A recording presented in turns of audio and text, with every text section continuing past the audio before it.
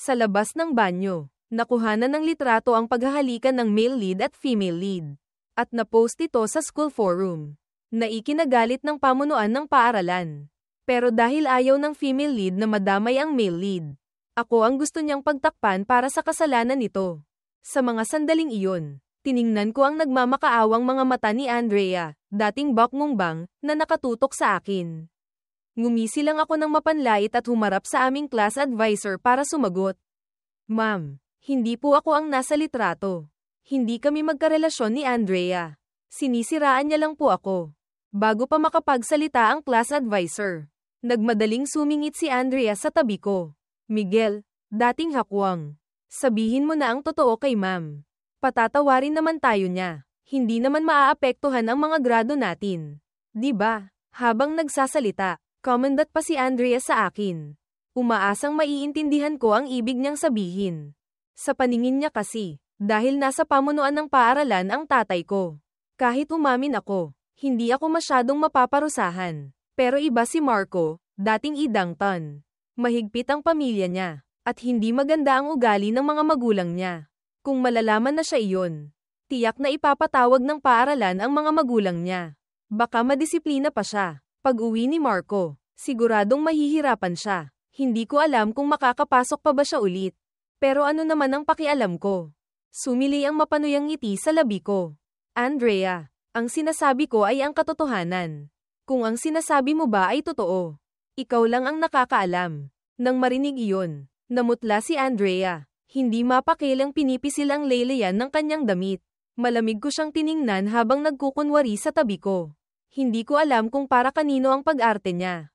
Pagkatapos ay seryoso akong humarap sa class advisor. Hindi po talaga ako ang nasa litrato. Ma'am, makikita niyo po sa timestamp ng litrato na kagabi iyon kinunan. Kagabi po, sumabay ako sa kotse ni Papa pauwi. Hindi ko po kasama si Andrea. Pagka-uwi ko, kumain kami ng pamilya ko at hindi na ako lumabas pa. Pwede niyo pong tawagan ang tatay ko para kumpirmahin. Nakita ng class advisor na makatwiran ang sinabi ko at marahil ay naniwala siyang hindi ako ang nasa litrato.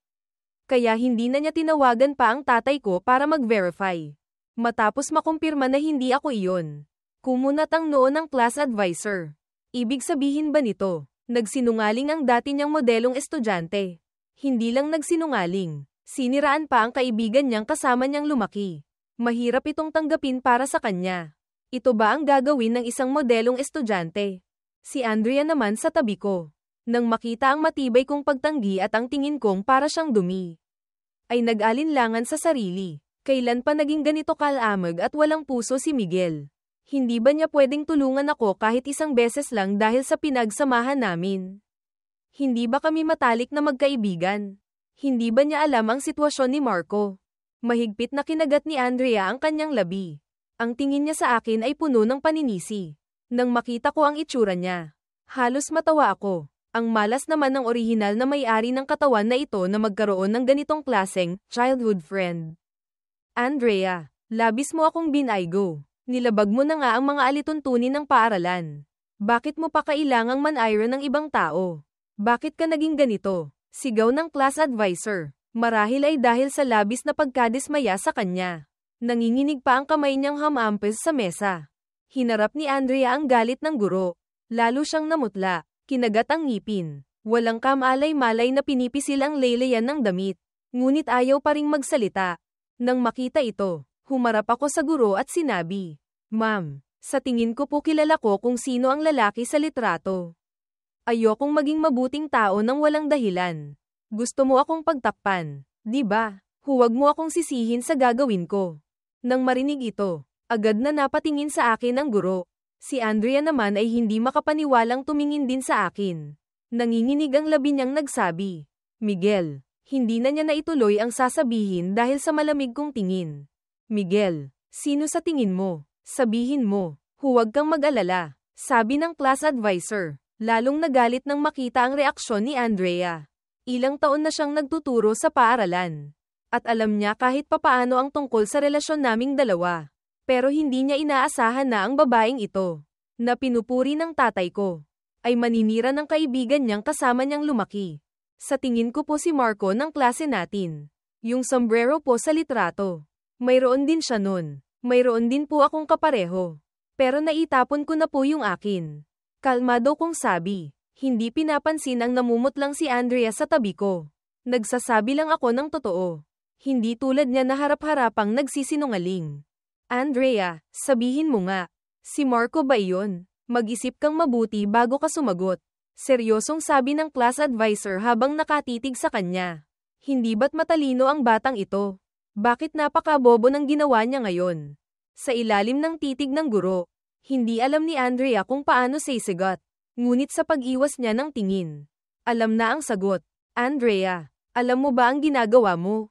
Nasa hustong gulang ka na. Alam mo ba ang magiging kahihinatnan ng paninira mo sa ibang tao? Lalo pat magkaibigan kayo ni Miguel. Karapat-dapat ba sa konsensya mo ang ginawa mo? Sabi ng class advisor na may halong pagkadismaya. Agad na napayuko si Andrea sa sinabi ng guro. Ako naman, tuwang-tuwa sa nakikita ko. Ma'am, totoo po lahat ng sinabi ko. Pwede niyo pong imbestigahan anumang oras. Pero dahil sa paninira sa akin ni Andrea, hinihiling ko po na formal siyang humingi ng tawad sa akin. Dahil sa ilang taong pagkakakilala ng mga pamilya natin. Paghingi lang ng tawad ang hinihiling ko. Kung mauulit pa ito, hindi ako mag-aatubiling ipaalam ito sa mga pulis. Nang marinig ito ni Andrea, gulat siyang napatingin sa akin. Nakita ko ang itsurang ito at hindi ko mapigil ang ngumuso. Sinabi rin ng class advisor sa tabi. Andrea, narinig mo ba ang makatuwirang hiling ni Miguel? Mag-sorry ka na sa kanya. Nang makita ang seryosong mukha ng class advisor, hindi nang ahas si Andrea na hindi sumunod. Ngunit nagbukas-sara lang ang bibig niya. Walang lumalabas na salita. Hindi ako nagmamadali. Ano man ang iniisip niya. Tinitigan ko lang siya. Kailangan niyang mag-sorry ngayon. Miguel, sorry. Mabilis na sabi ni Andrea at yumuko. Hindi makatingin ng diretso sa akin. Ngumisi ako. Kahit hindi ako kontento sa ugali niya. Ayoko nang makipagtalo pa sa kanya. Humarap ako sa class advisor. Ma'am, may isa pa po akong hiling. Gusto ko pong lumipat ng upuan.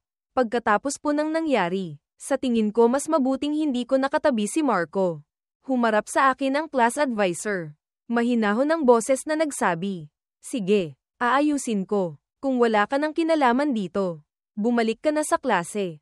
Nagpaalam ako sa class advisor at lumabas ng opisina. Kung paano sila haharapin ng paaralan. Wala na akong pakialam doon. Nang makita ng mga kaklase ko na mabilis akong nakabalik sa klase at nakangiti pa. Hindi nila maiwasang pag-usapan kung ano ang nangyari. Dumiretso ako sa upuan ko. Si Marco sa tabi ko. Nang makitang parang walang nangyari sa akin, nagsimulang manginig ang mga binti. Hindi nagtagal, may tumawag kay Marco papunta sa opisina. Sa mga sandaling iyon, lahat ay nagkaroon ng, kaya pala, na itsura. Sa ilalim ng mapanuring tingin ng lahat, mabilis na lumabas ng silid si Marco. Pagkalabas niya, umugang ang usapan sa klase. Maraming malakas na nag-uusap. Dati, hulaan lang sila. Ngayon kumpirmado na. Mukhang ang kasintahan ng campus belle ng paaralan nila ay si Marco nga. Totoo nga ang kasabihang. Tahimik na aso. Malalim kumagit. Marami rin ang naawa sa akin dahil sinaksak ako patalikod ng sarili kong childhood friend. Pero sa mga usapang ito, tinawanan ko lang. Mas mabuti pang gumawa ng ilang PE kaysa mag-aksaya ng oras doon. Hindi namin alam kung ano ang pinag-usapan nila Marco at ng guro. Pero nang bumalik siya, mapula at namamaga ang mga mata niya. Halatang umiyak. Sa mga bagay na ito, wala akong pakialam. Nakatuon lang ako sa paggawa ng aking mga takdang aralin. At ang unang ginawa ng class advisor pagbalik niya sa klase ay ang ilipat ako ng upuan. Lalo pang nagkataon na si Paulo, dating lambak, ang ipinalit niyang katabi ko. Ang kaaya-ayang sorpresa na ito ay nagpaga ng kaunti sa masama kong kalooban. Pagkatapos ng klase, bihira akong maging masaya, kaya kasama ko si Paulo na naglakad papunta sa gate ng paaralan. Magkaiba ang direksyon ng bahay namin ni Paulo. Naghiwalay kami sa gate, hindi ako nagbisikleta papasok kaninang umaga. At nasa business trip naman si Papa. Kaya naisipan kong mag-taxi pa uwi. Pero rush hour ng uwian ngayon. Matagal akong naghintay pero walang bakanteng taxi. Sakto namang may narinig akong boses sa tabi ko na nakakainis. Miguel, naghihintay ka ba ng sasakyan? Hayaan mong ihatid kita. Narinig ko ito at sobrang naasar ako. Nakalimutan na ba niya agad ang nangyari ngayong araw? Gaano kakapal ang mukha niya para masabi ang mga salitang iyon? Hindi ko siya pinansin at kinuha ko ang cellphone ko para tumawag ng sasakyan. Nakita ni Andrea na hindi ko siya pinapansin. Pero makapal pa rin ang mukha niyang huminto ng bisikleta sa tabi ko. Miguel, galit ka pa ba sa akin? Sumakay ka na sa bike ko. Ihahatid kita pa uwi. Nang marinig ko iyon, kitang-kita ang pagkadiri sa mukha ko. Ang mga taong dumadaan ay nakatingin sa amin. Lalo akong nairita. Bakit ba napakakulit ni Andrea na parang langaw? Ayoko nang makipagtalo pa sa kanya. Kaya tumalikod ako at naglakad papunta sa direksyon ng bahay namin. Balak kong maglakad muna ng kaunti bago sumakay ng taxi. Nakita ni Andrea na hindi ko siya pinansin at dumiretso pa ako ng lakad. Nainis siya. Kaya nagmadali niyang itinulak ang bisikleta niya para sumunod sa akin. Ganoon nga ang nangyari. Ako ang nauna. Si Andrea ang sumusunod. Hanggang sa makarating kami sa isang lugar na walang masyadong tao. Humarap ako at tinitigan ko ng masama si Andrea. Nakita niya ang tingin ko at umatras siya ng 2 hakbang. Mahinang nagsabi, Miguel, huwag kang ganyan. Kasalanan ko ang nangyari ngayong araw. Sorry. Sumili ang mapanuyang ngiti sa mukha ko. Andrea, ano bang drama mo? Kahit plastic bag hindi kasing plastic mo. Hanapin mo na lang ang marko mo. Bakit mo ako sinusundan? Miguel, hindi ako nagdadrama. Totoong kami na ni Marco. Pero itinuturing pa rin kitang parang kuya. Nakalimutan mo na ba ang pinagsamahan natin mula pagkabata? Hindi rin alam ni Andrea kung ano ang nangyayari sa kanya. Basta't naiisip niyang hindi ko na siya papansinin pagkatapos nito. Sama-sama ang pakiramdam niya. Andrea, mas mabuti pang i-shake mo muna yung utak mo bago mo ako kausapin. Nakalimutan mo na ba agad ang nangyari ngayong araw?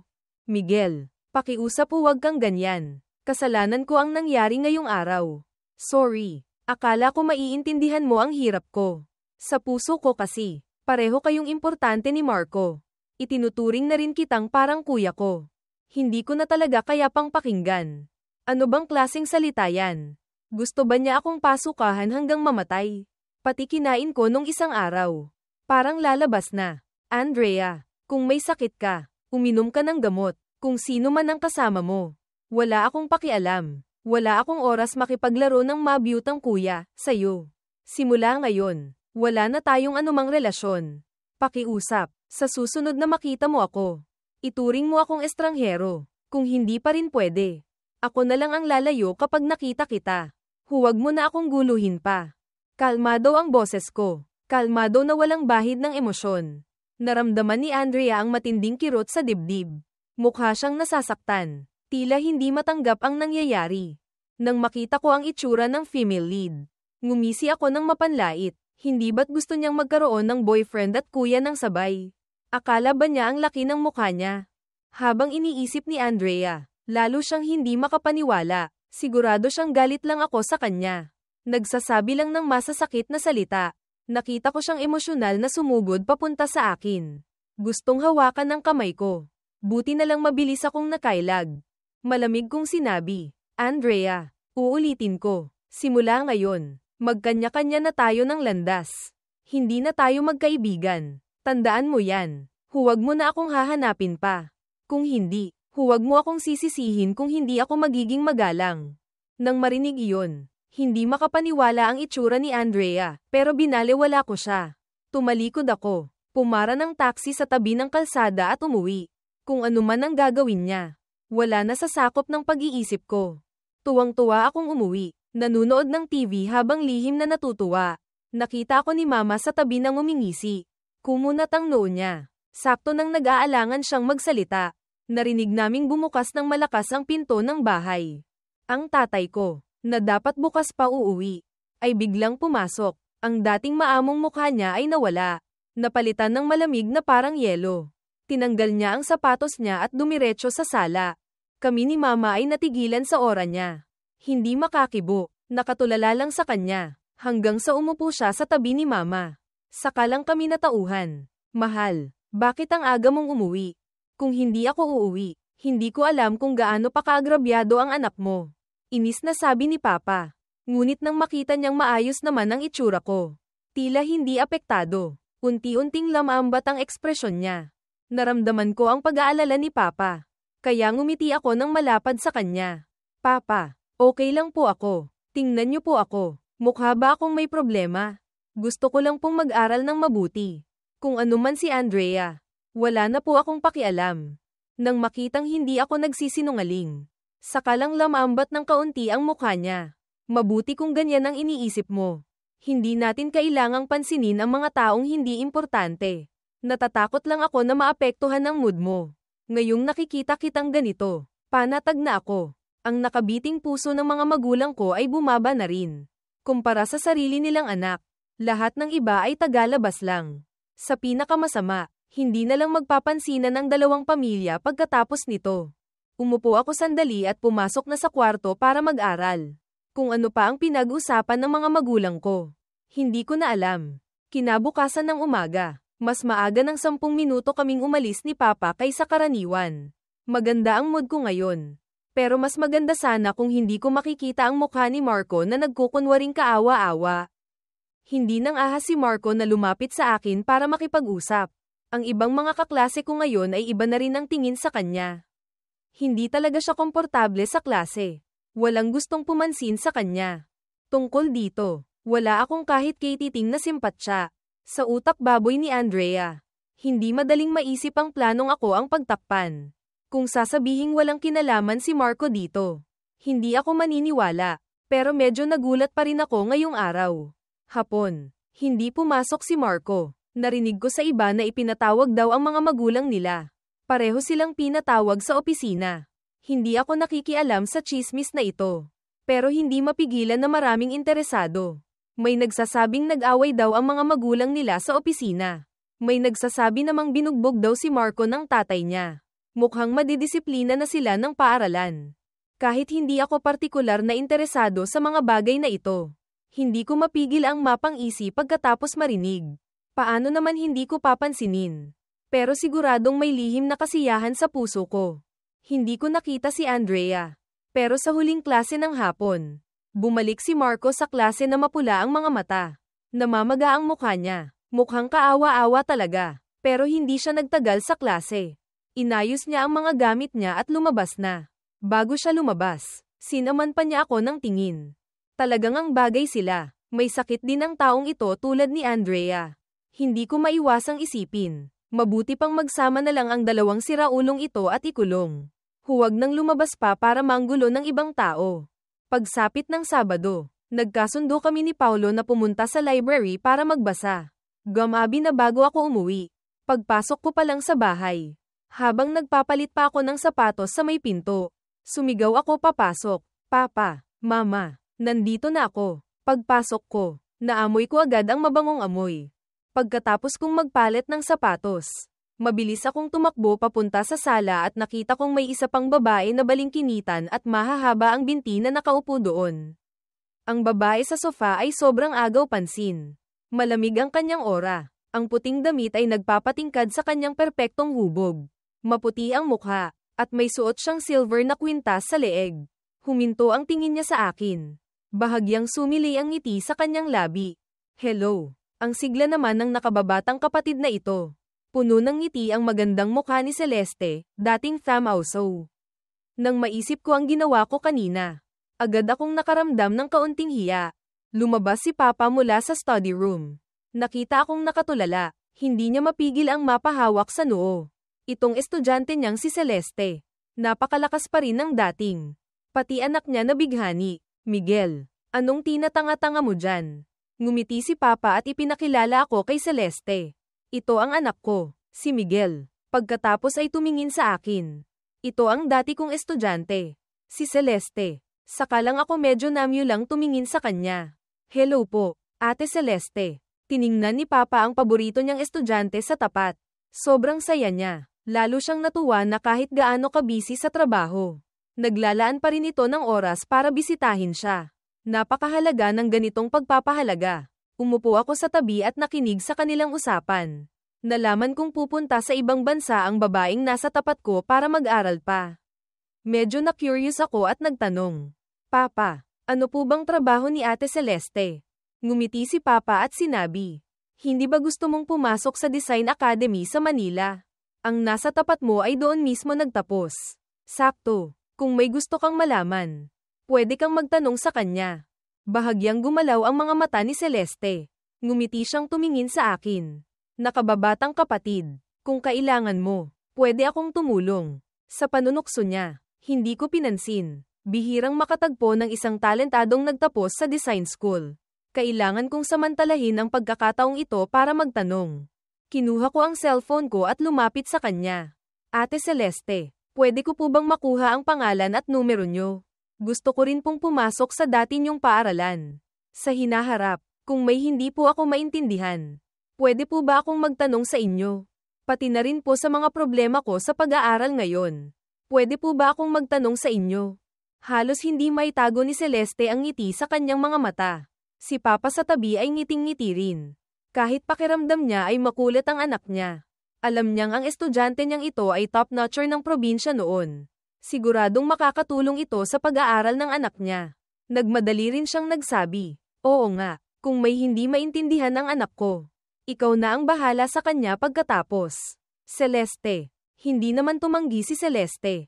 Nang marinig ang sinabi ng kanyang guro, mabilis niyang inilagay ang pangalan at numero niya. At ibinalik ang cellphone sa akin. Kinuha ko ang cellphone. Parang kayamanan kong tiningnan ito ng ilang beses bago ngumiti ng malapad kay Celeste. Ate Celeste. Salamat po. Sana po hindi kayo mainis sa akin sa hinaharap. Anak, mag-aaral sa ibang bansa ang ate mo. Magiging busy siya. Huwag mo siyang istorbohin kung wala kang importanteng gagawin. Paalala ni Papa. Okay lang po, sir. Ngumiti si Celeste. Malaki po ang naitulong niyo sa akin noon. Masaya po akong makatulong sa nakababatang kapatid niyo. Isa pa, mukhang interesante rin po itong nakababatang kapatid niyo. Kita niyo na po, Papa. Sabi ni Ate Celeste okay lang daw po. Alam ko naman po ang limitasyon ko. Pagkatapos kong sabihin iyon, taas noo pa akong mabilis na nag-operate sa cellphone. Maya-maya lang, tumunog ang cellphone. Kumunat ang noo ni Celeste. Hawak ko ang cellphone at iwinagayway ko ito sa kanya.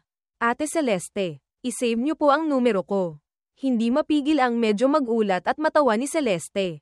Ganito ba kasigla ang mga lalaki sa edad na ito? Kinuha niya ang cellphone niya at sinave niyo ang numero ko. Nang makita ko iyon, kontento na akong umupo sa tabi ni Papa.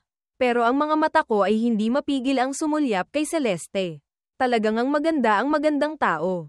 Ano man ang gawin. Sa mga sandaling iyon, tapos na si Mama maghanda ng hapunan at tinatawag na kami para kumain. Sa hapagkainan, tiningnan ko ang mga pagkaing dati kong gustong kainin pero tinatamad si Mama gawin. Hindi ko mapigil ang sulyapan ang babaeng tumutulong mag-ayos ng mga plato. Nagtaka si Celeste sa tingin ko. Mabilis silang umupo para kumain. Nakatuon ako sa pag-enjoy ng mga masasarap na pagkaing bihira kong matikman. Si Celeste sa tapat ay natural na sumandok ng pagkain para sa akin. Mas masaya ako kapag may nagsusubo sa akin. Kaya yumuko lang ako at kumain ng kumain. Nakita ng mga magulang ko na magkasundo kami. Hindi na sila nag-isip pa ng iba. Gusto na nila si Celeste noon pa man. Kaya masaya rin sila na maayos ang relasyon naming dalawa. Pero kung malalaman ito ng matalik na kaibigan ni Celeste, siguradong mabibigla siya hanggang sa malaglag ang panga. Ito si Celeste, ang tinaguriang Ice Queen. Pero nagsusubo ng pagkain sa isang lalaki. Pagkatapos kumain at magkwentuhan sandali, nakitang hindi na maaga. Tumayo si Celeste para magpaalam. Wala siyang bahay dito. Bago siya umuwi, nag-book na siya ng hotel. Hinatid siya ni Papa hanggang sa pinto ng elevator. Balak sana niyang ihatid hanggang sa gate ng subdivision. Pero dahil sa paulit-ulit na pagtanggi ni Celeste, hindi na niya itinuloy. Pumasok si Celeste sa elevator. Tumingala, at hindi nakita ang anino ng anak ng guro niya. Hindi niya maiwasang makaramdam ng bahagyang pagkadismaya. Ang guro niya ay patuloy pa ring nagpapaalala na mag-ingat siya. Ngumiti si Celeste bilang pasasalamat. Nagpaalam ulit bago pinindot ang close button ng elevator. Dahan-daang nagsasara ang pinto ng elevator nang biglang may marinig na malinaw na boses ng lalaki sa labas. Sandali. Isang mahabang kamay ang pumasok. Muling bumukas ang pinto ng elevator. Nahihiya akong sumugod papasok sa elevator. Papa, Ako na po ang maghahatid kay Ate Celeste palabas. Sabi ko, hindi ko na hinintay ang sagot ng nasa labas. Nagmadali akong pinindot ang close button. At dahan-daang bumaba ang elevator. Sa makipot na espasyong ito, saka ko lang napagtanto na medyo padalos-dalos ang ginawa ko kanina. Humarap ako at nahihiyang ngumiti kay Celeste. Ate Celeste, ihahatid po kita. Tapos may itatanong lang po ako sandali. Sumili ang bahagyang ngiti sa labi ni Celeste. Nang tinitigan niya ako ng ganito, unti-unting uminit ang mga tenga ko. At hindi ko mapigil ang sumigaw sa isip ko. Diyos ko, anong klaseng ganda ito? Sobrang ganda ni Ate Celeste. Nakamamatay. Nakita ni Celeste sa mga mata ko na kung saan-saan na naman lumilipad ang isip ko. Nahulaan niyang kung hindi niya ako pipigilan. Hindi ko alam kung gaano katagal akong matutulala doon. Bahagya siyang umubo. Nakababatang kapatid. Ano ang gusto mong itanong sa akin? Saka lang ako natauhan. Nahihiyang nagsabi. Ate Celeste, narinig ko po kay Papa na kayo daw po ang top-notcher sa natural sciences ng probinsya natin noon. Ngumiti si Celeste at tumango. Tumagilid ang mata niyang tumingin sa akin. Iniisip ko kung paano ko sisimulan ang sasabihin ko. Nasa first floor na ang elevator. Naunang lumabas si Celeste. Napakahahaba ng mga binti niya. Habang natutulala pa ako, malayo na siya. Nagmadali akong humabol. Nakalakad na ng ilang hakbang si Celeste bago napansin na masyado yata siyang mabilis. Kaya agad siyang huminto. Nang maabyutan ko siya, mahina siyang nagsabi, "Sorry, masyado akong mabilis maglakad." Hindi ko inaasahan na hihingi siya ng tawad dahil lang sa maliit na bagay na iyon. Ang kaninang medyo nakasimangot kong mukha ay agad na napalitan ng malapad na ngiti. Mabilis akong kumaway ng kamay at sinabi, "Okay lang po, nakababatang kapatid. Ano nga pala ang sasabihin mo kanina?" Nasa labas na kami ng gusaling ito. Hindi na nagpatuloy pa si Celeste. Malamig sa labas. Hindi kailangang sumama pa ang binata sa labas para magpalamig. Ate, gusto ko lang po itanong kung magaling po ba kayo sa physics? Noon yata perfect score ako. Siguro okay naman. Ngiting sabi ni Celeste. Tumakbo pababa ang binatang ito para lang itanong kung magaling siya sa physics. Nang marinig kong perfect score siya sa physics, agad na nanlaki ang mga mata ko. Ate Celeste, paano po kayo nag-aral ng physics noon? Mayroon po ba kayong magandang paraan na maituturo sa akin? Nakangiti ang mukha ko. Puno ng pagmamakaawa ang mga mata ko.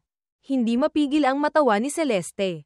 Hindi niya inaasahan na dahil lang dito ang tanong ko. Akala niya kung ano nang hindi masabi sa harap ng guro. Pero sa tingin ko, hindi angkop sa'yo ang paraan ko.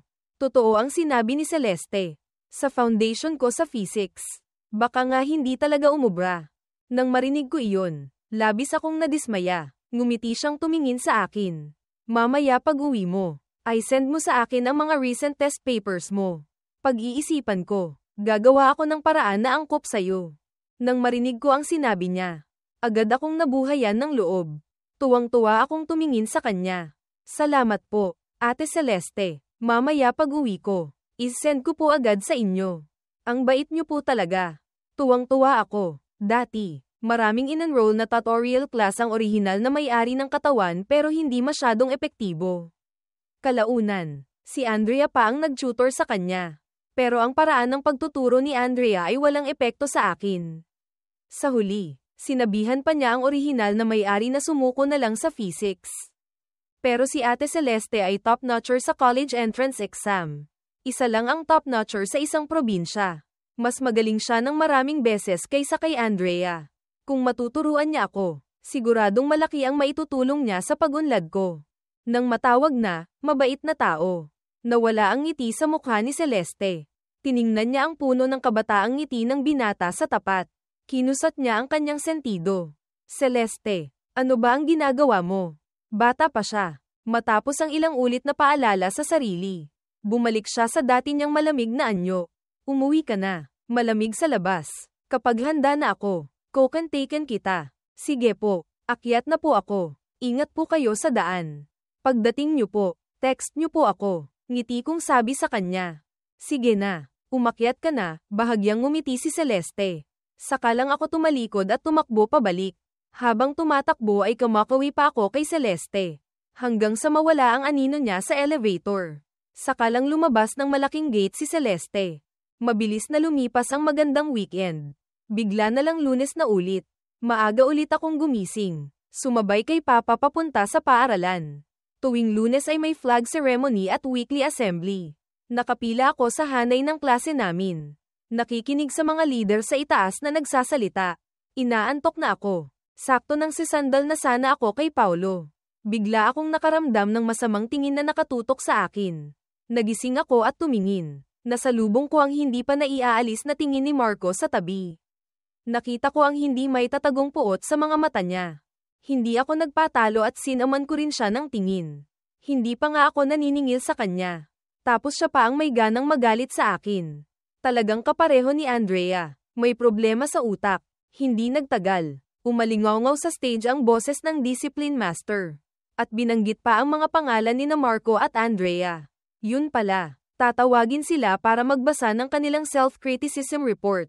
Tiningnan ko si Marco at ngumisi ako ng mapanlait. Kaya pala ang bigat ng galit niya. Pero ako naman, tuwang-tuwa, naniningkit ang mga matang tumingin sa stage. Ito ang magandang palabas na hindi napanood ng orihinal na may-ari. Ngayon, kailangan kong panoorin para sa kanya ang kaawa-awang itsura ng dalawang ito. Ito ang script na inihanda nila para sa orihinal na may-ari. Ngayon, sila naman ang titikim ng lasa nito.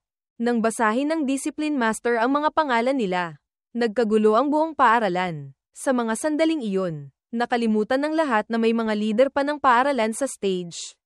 Patuloy pa rin sila sa masigabong pag-uusap. Kasi naman, isa sa mga bida ay ang campus bell ng paaralan nila. Mabilis na umakyat sa stage ang female lead.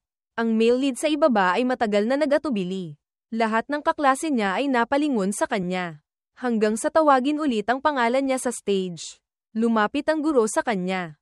May ibinulong. Saka lang siya namumutlang umakyat sa stage. Hindi nagangat ng ulo sa buong proseso. Hindi ko nakita ang ekspresyon niya. Pero sa tingin ko hindi maganda. Okay lang sa klase namin. Pero ang iba na hindi kilala si Marco. Ngayon lang nakita ang male lead ng love affair na ito. Maraming tao ang may parehong iniisip. Hindi naman kagwapuhan. Ang sama naman ng taste ng campus bell na ito. May mga lalaki pa sa ibaba na sumisipol at nanunuya. Ang female lead na si Andrea ay okay lang.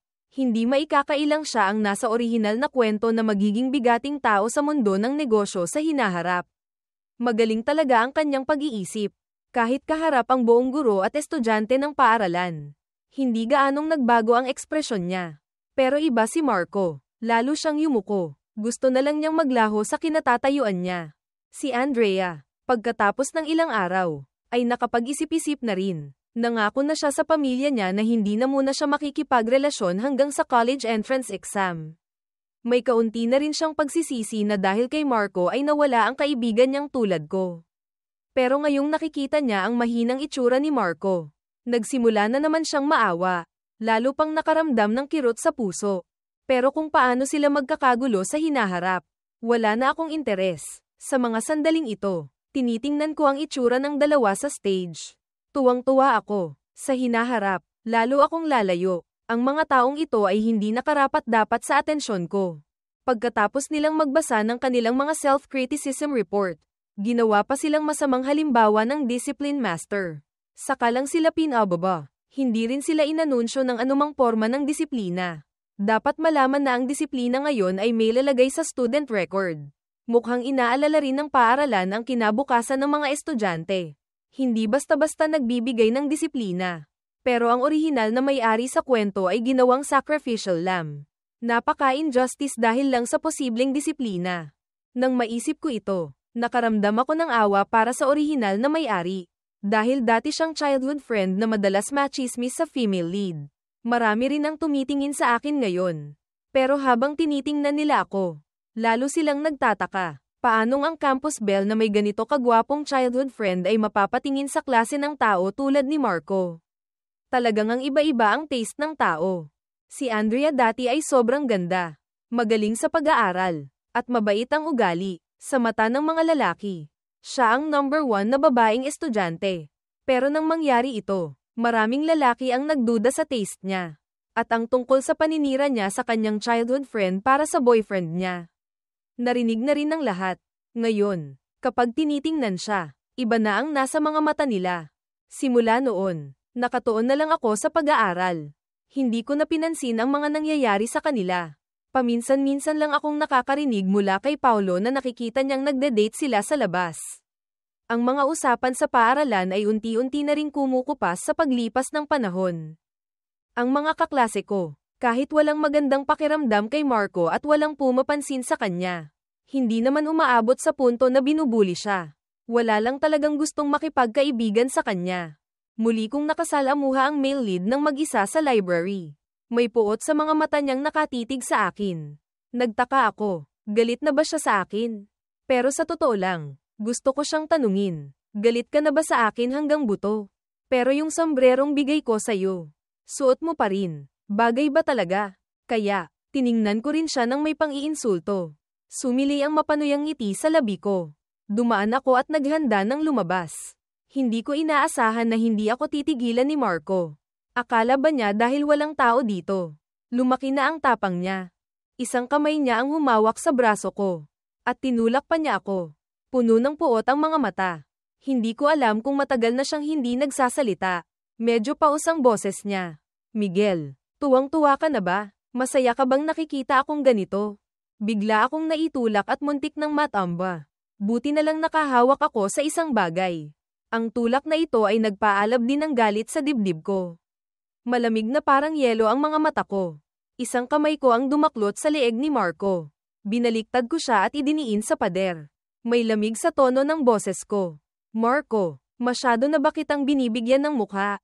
Para magkunwari ka sa harap ko. Hindi pa nakikita ni Marco na ganito ako kagalit. Nakalimutan niyang pumiglas. May bahid ng takot sa mukha niya. Nakita ko ang duwag niyang ekspresyon. Tiningnan ko siya ng may pang-iinsulto. Akala ko kung sino ng matapang. Yun pala bully lang din. Takot sa malakas. Miguel, bitawan mo ako. Hindi ka pa ba kontento na ganito na ako? Gusto mo pa akong bulihin? Hindi talaga makayanan ni Marco ang tingin ko. Saka lang siya pumiglas. Pero ang sinabi niya ay hindi ko gustong marinig. Bahagya kong diniinan ng kamay ko. Nakaramdam siya ng matinding sakit. At ang katawan niya ay naipit ng kamay ko sa pader. Wala siyang oras para isipin kung kailan pa ako naging ganito kalakas. Ang sakit na nararamdaman niya ay nagpaputla sa mukha niya. Ano bang kinukontento ko? Ako ba ang nagsabi sa iyong makipagrelasyon o ako ba ang nagsabi sa iyong isipin ang babong ideya na ako ang pagtakpan? Maganda ang utak pero wala ka nun. Tungkol naman sa pambubuli sa'yo. Sino ba talaga ang naunang nanakit? Ayoko sanang patulan siya. Hindi ko inaasahan na kaya niya akong sisihin. Kakaiba talaga ang utak ng mga taong kakaiba. Haha, Miguel. Hindi ka gusto ng babaeng gusto mo. Ako ang gusto niya. Siguradong sobrang sakit para sa'yo. No. Kaya bakit mo ako tinitingnan na parang basura? Ano bang ipinagmamalaki mo? Medyo baliw ang ngiti ni Marco. Maganda ang pamilya ko. Guwapo ako at magaling sa pag-aaral. Lahat gusto ang tulad ko. Nang bagong lipat siya dito, ako rin ang tumulong sa kanya. Dati, may pasasalamat din siya. Pero sinasabi ng mga tao sa paligid na ang swerte niyang magkaroon ng kaibigang tulad ni Miguel. Sa kakarinig ng ganitong mga salita, unti-unting nabaluktot ang kalooban niya. Bakit nasa kay Miguel na ang lahat? Mayroon pa siyang childhood friend na Campus Belle. Pero ang mahusay na Campus Belle ay nahulog sa kanya dahil sa ilang beses niyang pagpapanggap. Yun pala, ganito ang tipo ng Campus Belle. Sa ilalim ng kanyang buong pusong pag-arte, nahulog nga si Andrea sa kanya. Tinanggap pa ang pagtatapat niya. Nang makita niyang si Miguel ay nakatuon pa rin kay Andrea. Nakaramdam ng kasiyahan si Marco sa kalooban. Gayunpaman, mabilis na natapos ang kasiyahang iyon. Tinanong niya ang sarili kung naging maingat na siya.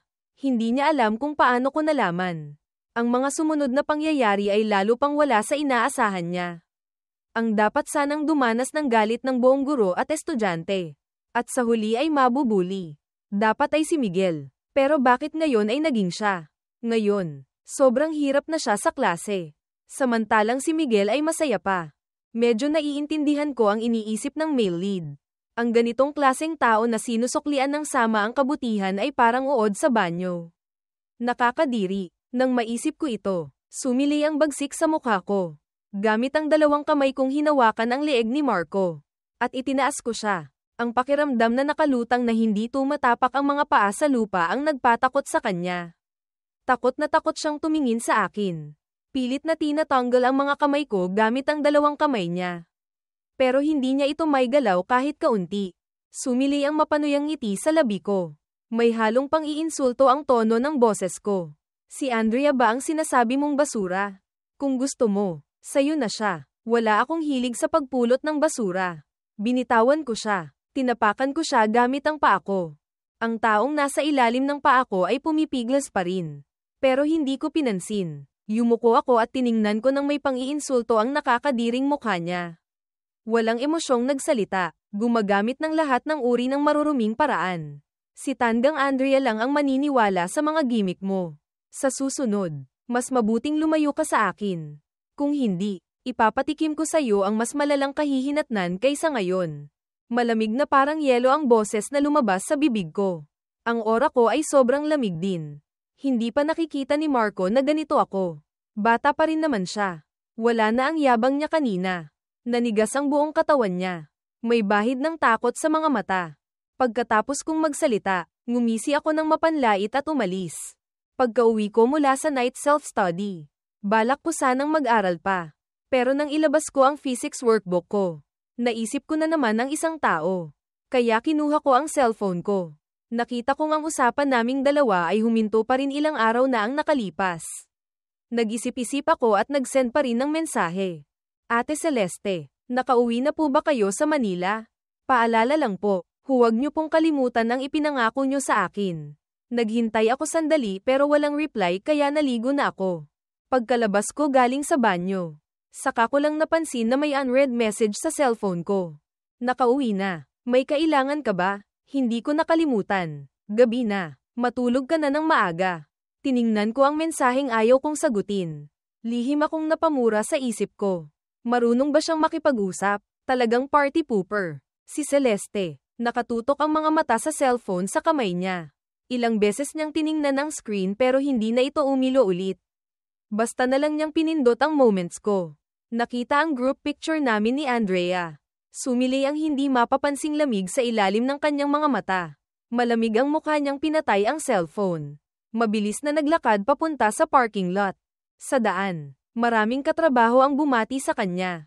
Tumango lang siya ng walang ekspresyon. Dahil dito, ang mga katrabahong dumadaan ay hindi mapigil ang mapatingin sa kanya ng ilang beses. Si Celeste, anong nangyari ngayon? Masama ba ang mood? Bakit mas lalo siyang naging malamig kaysa karaniwan? Ako naman, nasa mainit na kumot at mahimbing na natutulog. Sa mga sumunod na araw, ang isip ko ay nakatuon sa pag-aaral. Malapit nang matapos ang first semester ng grade 12, malapit na ang final exams. Pagkatapos ng exam, hindi magtatagal ay Pasko na. Hindi na rin ako nag-message pa sa taong iyon. Ang abalang pag-aaral ang kumukuha ng malaking bahagi ng oras ko. Hindi ko talaga kayang mag-isip pa ng ibang bagay. Ang ikinatuwa ko ay hindi na ako hinanap ni Andrea pagkatapos ng insidenteng iyon. Hindi na rin nang ahas si Marco na magpakita sa harap ko para maghanap ng atensyon. Tahimik na ang mga tenga ko. At bumuti rin ng malaki ang pag-aaral ko. Hirap na hirap bago dumating ang Biyernes ng uwian. Nang maisip kong makakapagpahinga na ako bukas, gaman ang mga hakbang ko. Anak, may package ka. Inilagay ko na sa kwarto mo. Dahan-dahan akong naglakad papunta sa kwarto. Medyo tuliro ang isip ko. Hindi ko matandaan na may binili akong kahit ano. Kinuha ko ang package. Medyo mabigat ito. Hindi ko alam kung ano ang laman. Binaliktad ko ito sa gilid na may shipang information. Ang mga salitang, sender, Celeste, ang tumambad sa mga mata ko. Nanlaki ang mga mata ko. May naisip ako. Hindi ko mapigil ang mapang-isi. Binuksan ko ito at nakita kong may laman itong isang magandang notebook at 2 physics books. Kinuha ko ang notebook at binuklat ito. Malinaw na nakasulat dito ang maayos at maingat na physics notes. Ang sulat ni Celeste ay kasing ganda at elegante ng kanyang pagkatao. Basta ko na lang binuklat hanggang sa huli. At nakita kong halos lahat ng nandoon ay ang mga kahinaan ko sa subject. Isa pa, ang paraan ng pag-solve ng mga problema ay simple at madaling maintindihan. Itong si Ate Celeste, hindi maikakailang top-notcher sa college entrance exam. Magaling talaga. Tuwang-tuwa ako. Kinuha ko ang cellphone ko at nag-message kay Celeste. Ate Celeste, natanggap ko na po yung pinadala nyo. Salamat po. Halos agad-agad na nag-reply ang kabilang linya. Sige, tingnan mo muna. Kung may hindi ka maintindihan, tanong ka lang sa akin anytime. Salamat po. Mukhang madalas ko na po kayong iistorbohin pagkatapos nito. Sobrang saya ko talaga. Magkakaroon na ako ng libreng tutor. Salamat, Ate Celeste. Heart, rainbow emojis. Pagkatapos kong mag-reply sa mensaheng ito, tuwang-tuwa kong binuksan ang camera ng cellphone ko. Kinuha na ng litrato ang notebook sa mesa. At nag-post ng status sa Moments. Ang nilalaman ay 2 simpleng salita lang, masaya, pagkatapos ay inilagay ko ang cellphone sa mesa. Humuhuni habang naliligo. Celeste, tinawag ka niya para uminom ng alak. Bakit ka ba tingin ng tingin sa cellphone mo? Oo nga. Kaninong message ba yan at napapangiti ang ating Ice Queen Celeste? Nang marinig ang pangalang iyon, lumingon si Celeste at malamig na tiningnan ang nagsalita. Gusto mo na bang mamatay? Tinatawag mo pa rin akong ganyan. Bata, sumulyap si Tessa, dating tamok teen, sa nagsalita. Ang pangalang, Celeste Ice Queen, ay ibinigay kay Celeste noong college dahil para siyang bulaklak sa mataas na bundok. Malamig ang aura na mahirap lapitan. Sa totoo lang, sinasabi nilang hindi siya malapit sa mga lalaki. Pero pagkatapos siyang pagsabihan ni Celeste ng ilang beses, kakaunti na lang ang nangahas na tumawag sa kanya ng ganoon. Kahit tumawag man, hindi sa harap niya. Sige, kasalanan ko na. Nag-self-punish ng isang baso. Sa susunod hindi na kita tatawaging ganyan. Malamig na sumulyap si Celeste sa taong iyon. Walang sinabi. Bumalik ang atensyon sa cellphone. Nang makita ang mahabang listahan ng emojis doon, kumislap ang mga mata ni Celeste. Bahagyaring kumurba ang kanyang labi. Nang makita ng 3 kaibigan sa tabi ang itsurang ito, lahat sila ay nanlaki ang mga mata at nagkatinginan. Pagkatapos ng palitan ng tingin, iisa lang ang kanilang conclusion, hindi normal si Celeste Ice Queen ngayon. Ngumingiti pa ng parang tinamaan ng pag-ibig. Hindi pa nila siya nakitang ngumiti ng ganito. Mukhang ang bulaklak sa mataas na bundok na ito ay malapit ng mapites. Hindi lang nila alam kung sino ang may ganoong kalaking karisma. Pero kilala nila ang ugali ni Celeste. Kung ayaw niyang magsalita ng marami, alam na nila na hindi na sila magtatanong pa. Dahil wala rin naman silang makukuhang sagot. Kinabukasan ay weekend. Hindi ko kailangang pumasok sa paaralan. Iniisip ko na sa susunod na linggo ay final exams na. Kaya nanatili ako sa bahay at seryosong nag-review. Kinuha ko ang isang physics workbook na pinili ni Celeste. Noong una, medyo mahirap pa. Habang tinitingnan ang notes at ginagawa ang mga exercises, mabilis akong nasanay. Napakalaking tulong talaga ng notes ni Ate Celeste. Pero may ilang mahihirap na tanong pa rin na hindi ko masagutan. Naalala ko ang sinabi ni Celeste na kung may hindi ako maintindihan, pwede akong magtanong sa kanya. Hindi na ako nagdalawang isip pa. Kinuha ko ang cellphone ko. Kinuha na nito ng litrato at ay sinend sa kanya. Sa mga sandaling iyon, sa meeting room ng Nguyen Sang Technology Company, habang nakikinig si Celeste, lalong kumukunot ang noo niya. Lalong lumalamig ang ekspresyon niya. Biglang tumunog ng sunod-sunod ang notification ng mensahe. Binasag ang katahimikan. Lahat ng naroon ay nagulat. Ang unang reaksyon ay tingnan ng cellphone sa kanilang mesa. Sakto nang hindi pa sila mapakali. Nakita nilang si Celeste, na kanina pa hindi gumagalaw, ay kinuha ang cellphone sa ilalim ng gulat nilang tingin. Nakita niya ang mensahe sa kamay niya. Bahagyang kumurba ang kanyang labi. Hindi pinansin ang reaksyon ng iba. Basta na lang niyang kinuha ang notebook at ballpen sa harap niya. Sa malawak na meeting room, tanging ang kaluskos lang ng dulo ng ballpen sa papel ang maririnig. Hindi nagtagal, huminto na rin si Celeste. Ang mga tao sa tabi, kahit kalmado sa labas, ay sobrang gulat sa loob. Nakita nilang kinuha ni Celeste ang cellphone niya at kinuha na ng litrato ang notebook sa mesa. Ang mapuputing daliri niya ay patuloy na nag-swipe sa cellphone. Pagkatapos ng meeting, tanging sina Celeste at Tessa na lang ang naiwan sa loob. Si Tessa ay nakatingin sa kanya na parang guro na nagbibigay ng assignment. Sakto nang magtama ang mga mata nila. Tumunog na naman ang cellphone niya. Walang sinabi. Tumayo siya at lumabas ng meeting room. Pero hindi inaasahan ni Celeste na voice message pala ito ngayon. At hindi huminto ang mga hakbang niya. Gumagalaw ang kamay niya. At aksidenteng napindot niya ang voice message. Ang galing ni Ate Celeste. Salamat po. Bihirang mamula ang mukha ni Celeste. Binaliktad niya ang cellphone at pinatay ito. Pero bumilis ang kanyang mga hakbang. Nang makita ang medyo natatarantang mga hakbang niya, malakas na sumigaw si Tessa. Ate Celeste, lalaki ba yan? Tungkol dito, wala akong kaalam-alam. Buong lakas kong hinaharap ang final exams ng grade 12, first semester. Sa tulong ni Celeste, mabilis akong umunlad. Lalo na sa physics na halatang hindi na kasing hirap tulad ng dati. Pagkalipas ng 3 araw, ipinadala ng guro ang grade sheet sa group chat ng klase. Nakalista doon ang mga marka at ranggo ng lahat. Tuwang-tuwa akong natuklasan na ang physics ko ay tumaas ng higit 10 puntos kumpara dati. Gaano kabilis akong umunlad. Pagkatapos kong matuwa, ipinasa ko ang grade sheet sa mga magulang ko. At nagpadala rin ako ng kopya kay Celeste. Pagkatapos ay tiningnan ko ulit ang grade sheet. Ang hindi ko inaasahan ay ang Chengji, resulta, ni Marco na dati ay medyo magaling. Nasa top 15, ngayon ay nasa 30 dagdag na. Ngumisi ako ng mapanlait, mukhang malaki talaga ang epekto sa kanya nang nangyari. Buti nga sa kanya, pero nandyan na ang mga marka. Pwede na akong mag-relax ngayong winter break. Pag-uwi ko ng gabi, pinuri ako ng mga magulang ko. Pero sakto nang masaya kaming nag-uusap. Tumunog ang doorbell ng bahay. Tumayo si Papa para tingnan. Hindi ba't ang pamilya ni Andrea sa kabilang bahay? May dala pa silang mga gamit. Agad na nawala ang dating ngiti ni Papa. Kahit na medyo nagkalamat ang samahan ng dalawang pamilya dahil sa nangyari sa mga bata. Ilang taon na rin silang magkapit-bahay at magkaibigan. Hindi rin magandang palayasin sila agad. Kaya pinapasok na lang niya sila. Nakaupo ako sa sofa at tinitingnan ng pamilyang pumapasok. Agad na nawala ang maganda kong mood. Lalo na nang makita kong kasunod pa si Andrea. Sumili at agad na nawala ang pagkadiri sa mukha ko. Dahil sa ilang taong pagkakaibigan ng mga magulang niya at ng mga magulang ko. Hindi rin ako pwedeng gumawa ng eksena. Magalang pa rin akong bumati. Umupo sila. Medyo alanganin din ang mga mukha nila. Naging awkward ang atmosphere. Nagtimpla pa rin ako ng tubig para sa pamilya ng female lead. Nandito na sila sa pintuan. Kailangan pa ring magpakita ng basic na paggalang.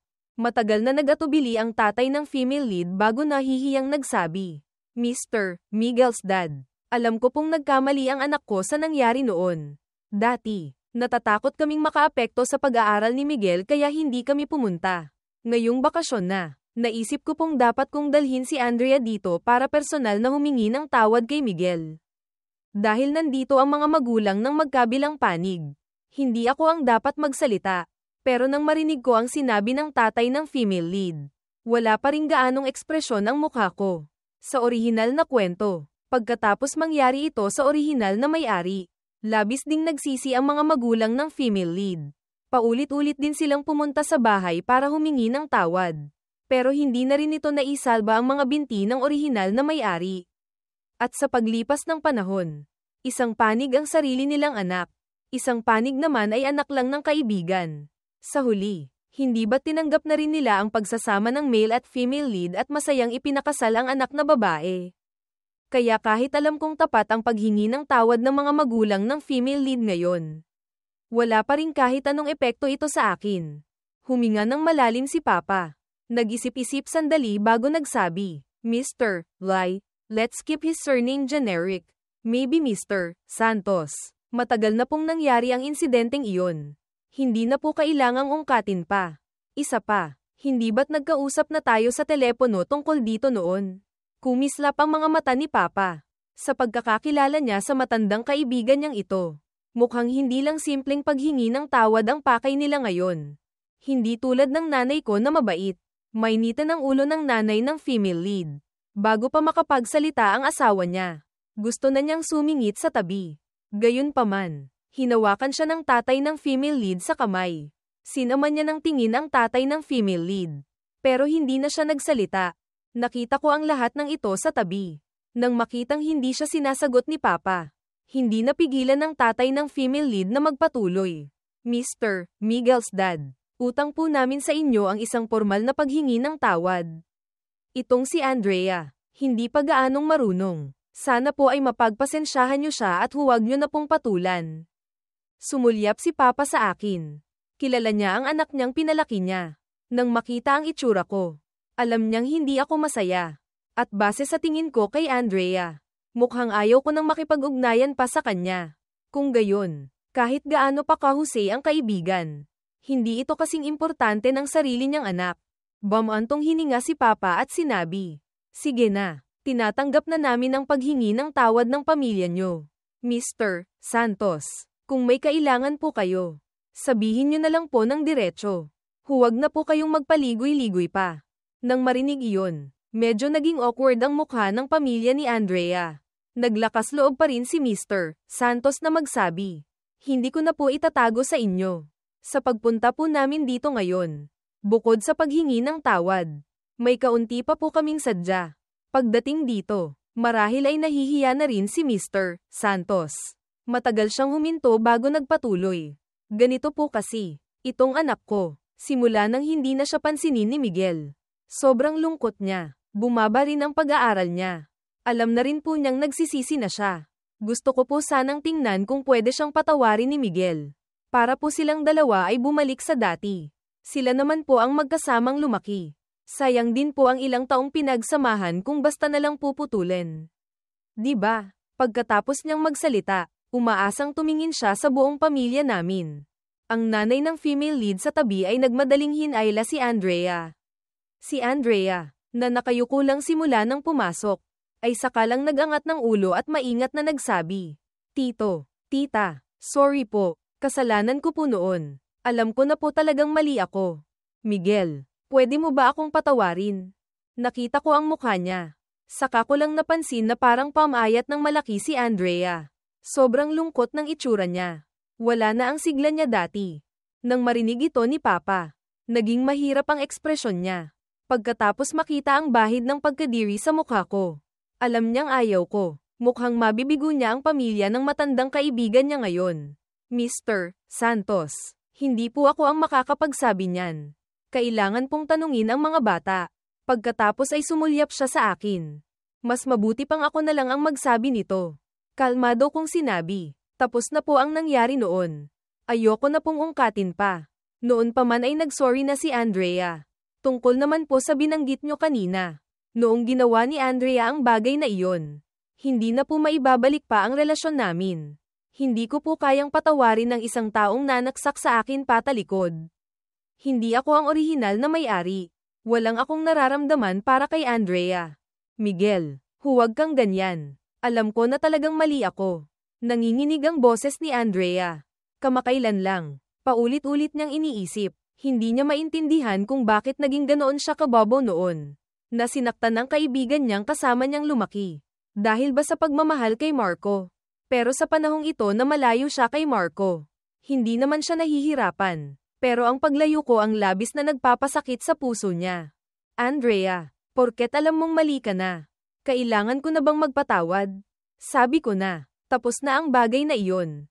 Sa hinaharap, magkanya-kanya na tayo ng landas. Huwag na nating guluhin ang isa't isa. Hindi maganda ang tono ko. Kung hindi lang dahil sa relasyon ng mga magulang namin. Gusto ko nang tumalikod at umalis ngayon din. Hindi ganyan. Hindi ako. Nang makitang malapit nang umiyak ang anak niya, hindi na napigilan ng nanay ng female lead na magsalita. "Hi, tingnan mo naman si Andrea, dahil sa'yo kamakailan. Hindi maganda ang mood niya. Hindi na rin makapag-focus sa pag-aaral. Hindi mo ba talaga siya pwedeng bigyan ng isa pang pagkakataon? Ilang taon na kayong magkaibigan mula pagkabata. Hindi naman kailangang dahil lang sa maliit na bagay na ito ay maghiwalay na kayo ng landas." Puno lang ng pag-aalala ang mga mata niya sa anak niyang nasasaktan. Ang tono niya ay may halong paninisi na rin. Gayunpaman, pagkatapos niyang magsalita, tumigil ang hangin sa buong silid. Hindi lang naabot ang layunin. Gusto na ring magalit. Ang dalawang bugso ng galit ko ay umabot na rin sa sukdulan. Malamig kong sinulyapan ang female lead. "Ano po, kung maganda ba o hindi ang mood ni Andrea? Hindi ko po alam. Kahit hindi maganda, hindi naman po dahil sa akin. May boyfriend na po siya. Tita, nagkamali po kayo ng taong hinahanap. Noong ginawa niya ang bagay na iyon, Hindi niya inisip ang pagkakaibigan namin mula pagkabata. Ngayon, huwag na po nating gamitin yan para pag-usapan pa. Malinaw na po ang sinabi kong attitude ko. Iyon ay ang sabihin sa kanya na huwag na niya akong guluhin pa sa hinaharap. Pagkatapos kong magsalita, hindi ko na sila pinansin pa. Mahinang nagsabi ng, paumanhin, at bumalik na sa kwarto ko. Kung ano man ang naging itsura ng pamilya Santos pagkatapos kong umalis. Wala na sa sakop ng aking pag-aalala. Malinaw na naman ang sinabi ko. Kailangan lang harapin ng tatay ko ang resulta. Hindi ko alam kung paano kinausap ni Papa ang pamilya nila. Basta't nakahiga ako sandali sa kama at narinig ko ang mga yapak sa labas. Siguro umalis na ang pamilya Santos. Hindi ko na pinansin pa. Kinuha ko lang ang cellphone ko. Binura ang lahat ng moments na may kinalaman kay Andrea. Sa hapunan, walang sinabi ang mga magulang ko. Nagkaintindihan kaming lahat. Hindi na namin binanggit pa ang tungkol dito. Sa winter break, pumunta pa ako sa Manila para batiin si Celeste sa birthday niya. Masaya kaming nagpalipas ng bakasyon. Noong Chinese New Year's Eve, nagpadala ako ng pagbati kay Celeste. Kamakailan lang, madalas kaming nag-uusap paminsan-minsan. Mula nang pumunta ako sa Manila noon, nagkaroon kami ng hindi masabi pero parehong naiintindihang ugnayan. Kahit busy si Celeste, basta't may kinalaman sa akin. Agad niya akong sinasagot. Hindi nagtagal, lumipad si Celeste papuntang UK para mag-aral pa. Nagsimula na rin ako sa ikalawang semestre ng grade 12. Mula noon, hindi lang kami malayo sa distansya kundi pati na rin sa time zone. Kapag may hindi ako maintindihan sa pag-aaral, paminsan-minsan pa rin akong nagtatanong kay Celeste. Pero pareho kaming masyadong busy. Unti-unti na ring nabawasan ang aming komunikasyon. Pagkatapos ng college entrance exam, natupad ang pangarap kong makapasok sa Manila Design Academy. Sakto rin sa mga sandaling ito. Nakatanggap ako ng package mula sa UK. Sa loob ay isang relos na may kakaibang disenyo. Sinadya kong hanapin sa internet. At nalaman kong ang pangalan nito ay Luyen Anfoy Luan. At tungkol sa relos na ito, palaging may kasabihang ganito, kung gusto mong ikulong ang isang tao sa puso mo, bigyan mo siya ng Luyen Anfoy Luan. Natigilan ako sandali. Pagkatapos ay isang hindi inaasahang saya ang pumasok sa puso ko. Kinuha ko ang cellphone ko at nagpadala ng mensahe kay Celeste na nasa malayong UK. Natanggap ko na po yung relos. Salamat po. Mabilis na nag-reply ang kabilang linya ngayon. Sige, nagustuhan mo ba? Sumagot ako ng isang salita. HMM. Naiintindihan ko na ang ibig niyang sabihin. Tungkol naman sa dalawang pangunahing tauhan. Mabilis na bumagsak ang kanilang Chengji, resulta, sa ikalawang semestre ng grade 12, malayo rin ang kanilang mga marka sa college entrance exam kumpara sa akin. Sa huli, mukhang pareho silang nag-apply sa Jiangcheng University. Pagkatapos noon, ang mga balita tungkol sa kanila ay paminsan-minsan ko nalang naririnig mula sa mga dating kaklase. Sabi nila, nagkabalikan daw sila sa college. Pero hindi rin nagtagal ay naghiwalay ulit. Sabi pa, nakahanap daw si Marco ng isang mayamang babae at agad na iniwan si Andrea. Totoo man o hindi, hindi ko na inalam pa ang katotohanan. Hindi na rin kailangang pansinin pa ang mga taong hindi na importante. Mabilis na lumipas ang panahon. Ang relasyon namin ni Celeste ay patuloy na umuunlad. Pero sa proseso ng pagsasama namin, nararamdaman ko talaga na kahit hindi sinasabi ni Celeste, palagi siyang walang sense of security. Dahil sa puso niya, palagi niyang iniisip na kahit gaano pa siya kahusay, hindi niya mababago ang katotohanang mas matanda siya sa akin ng ilang taon. Bilang boyfriend niya, natural na obligasyon kong tulungan siyang alisin ang alalahanang ito. Kaya, noong holiday, lumipad ako papuntang UK ng mas maaga. Binigyan ko siya ng malaking sorpresa. Matagal na kaming hindi nagkita ng personal. Ang apoy na malapit sa dayami ay matagal nang umuusok. At sumiklab ito ng ilang araw. Kahit na sa huli ay halos manghina na ang mga binti ko. Mukhang hindi pa rin kontento si Celeste. Hindi ko rin inaasahan na ang dating Ice Queen ay direktang magiging isang sumasabog na bulkan pagkatapos matuno. Pagkatapos, nang kailangan ko nang umuwi, halos damaykit na sa akin si Celeste. Wala akong magawa kundi suyuin siya. Uuwi muna ako para sabihin sa mga magulang ko ang tungkol sa atin. Pagdating ng Pasko, pumunta ka. Siguradong walang problema. Matagal ko siyang sinuyo at naglambingan kami buong gabi bago ako nakalakad pabalik na medyo pagewang-gewang. Ilang buwan nang hindi nakikita ang anak. Personal akong sinundo ni Papa sa airport. Sa daan pa uwi, walang tigil siyang nagtatanong kung masaya ba ang paglalaro ko.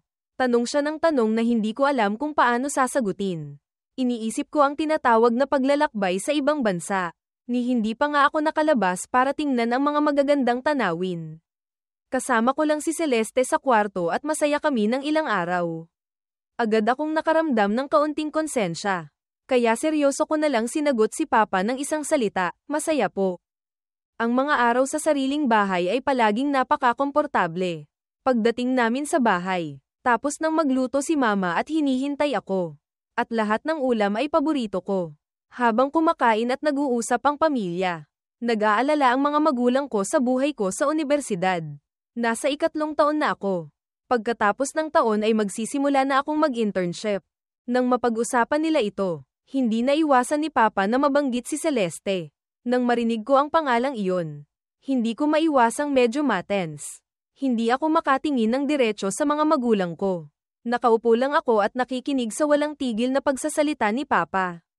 Sabi ni Celeste, malapit na niyang matapos ang pag-aaral niya sa UK, siguro malapit na siyang umuwi. Hindi ko alam kung may boyfriend na si Celeste. Hindi na rin siya bata. Nag-aalala talaga ako na mag-isa lang siya palagi. Pagkatapos ay napunta ang usapan sa posibilidad na mag-intern ako sa lugar ni Celeste sa susunod na taon.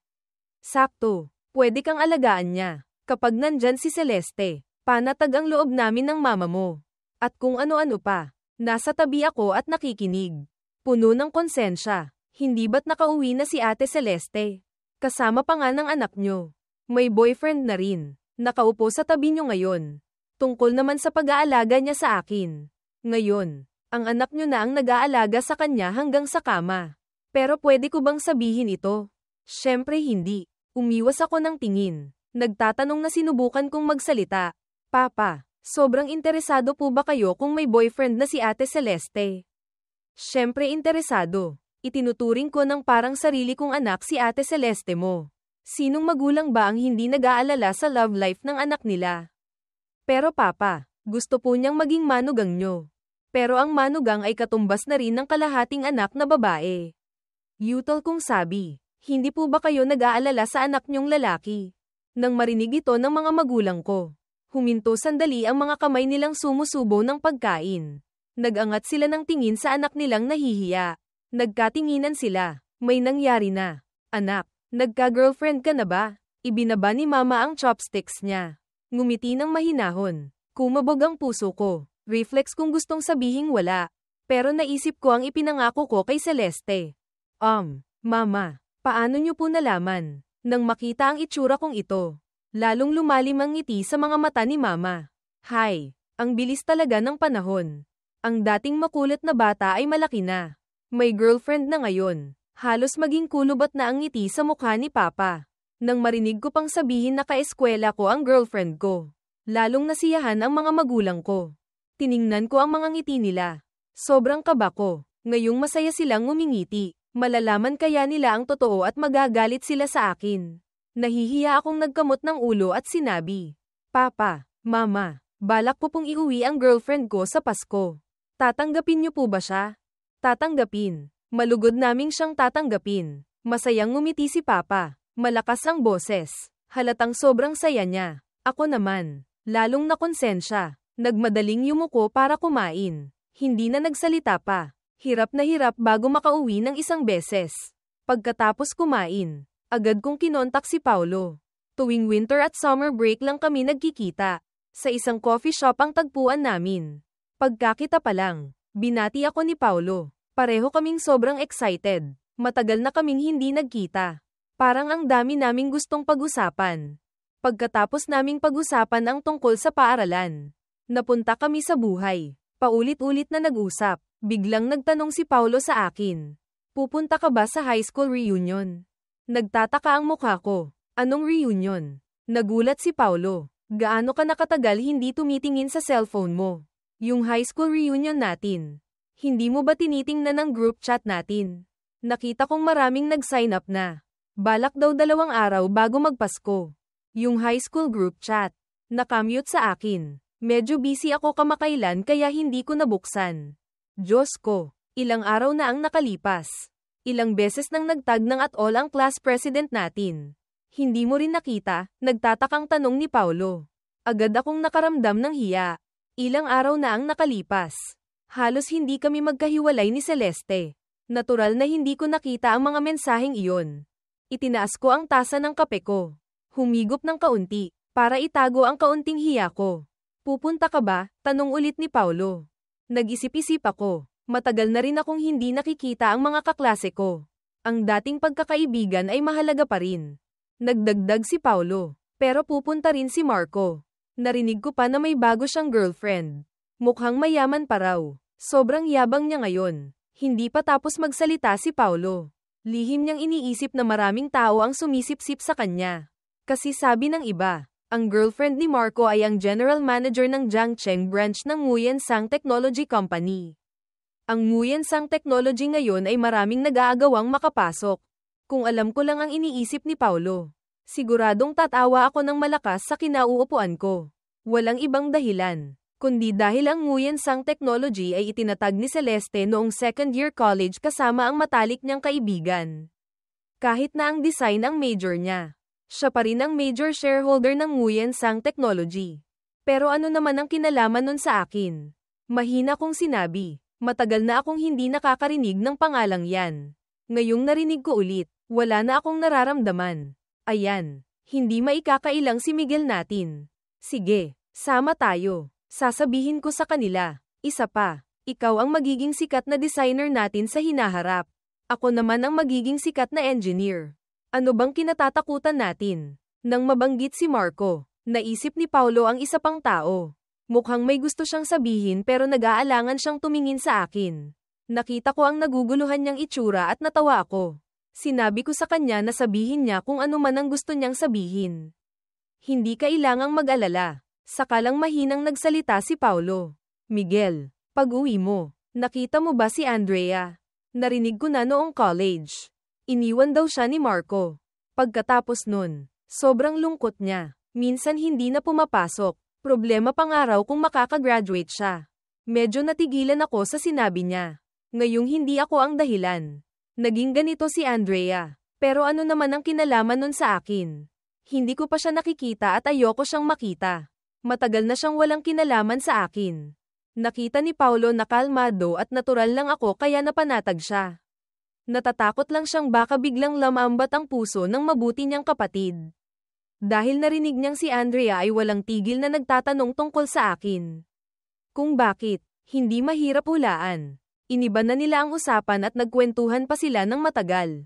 Pagkatapos kumain, umuwi na sila sa kani-kanilang bahay. Sa wakas, dumating na ang araw na pupunta si Celeste sa bahay namin. Mula sa airport, dumiretso si Celeste sa mall. Halos mapuno niya ang trunk ng kotse bago pumunta sa bahay namin. Ako naman at ang mga magulang ko ay maaga palang nagsimula ng maghanda ng tanghalian. Mas matindi pa, nagpalit pa sila ng bagong damit. Ang engranding paghahanda na ito ay nagpatakot sa akin. Ilang minuto na ang nakalipas nang matanggap ko ang mensahe ni Celeste. Sinasabing papunta na siya sa bahay namin. Nagmadali akong nagsabi sa mga magulang ko na bababa ako para sunduin siya. Mabilis na dumating si Celeste. Sumakay ako sa kotse niya at tinulungan siyang iparada ito sa underground parking. Ilang araw kaming hindi nagkita. Pagkaparada pa lang ni Celeste. Bago pa siya makakibo, klik kong tinanggal ang seatbelt ko. Yumuko papunta sa kanya, at ang mainit kong labi ay tumakip sa labi niya. Matagal kaming naghalikan, hanggang sa halos hindi na siya makahinga. Saka ko lang siya binitawan. Pero hindi ko siya binitawan ng tuluyan. Magkadikit kami. Malinaw na naririnig ang tibok ng puso ng isa't isa. Bumulong ako sa tenga niya. Mahal, miss na kita. Uminit ang puso ni Celeste. Miss na rin kita. 10 minutes later, tinulungan ko si Celeste na dalhin ang mga gamit niya hanggang sa pinto ng bahay. Binuksan na ni Papa ang pinto. Pagbukas ng pinto, natigilan sandali si Papa. Pagkatapos ay sumilay ang napakalapad ng ngiti sa mukha niya. Tuwang-tuwa ako sa puso ko. Hindi ko inaasahan na walang kahit anong pagtutol si Papa. At mukhang masaya pa siya. Sakto nang may sasabihin na sana ako. Narinig ko sa susunod na segundo na sobrang excited na sinabi ni Papa. Oy, Celeste, bakit ka na parito? Pasok ka. Sabi nitong batang to bababa siya para sunduin ang girlfriend niya.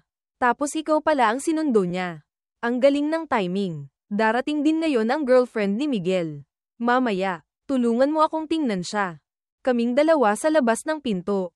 Puno ng konsensya ang mukha ko. Samantalang si Celeste ay kalmado at natural lang ang itsura. Pagkatapos magsalita ni Papa, tumalikod siya papasok. Habang naglalakad ay sumisigaw papunta sa kusina. Mahal, nandito na si Celeste. Magluto ka pa ng ilang ulam.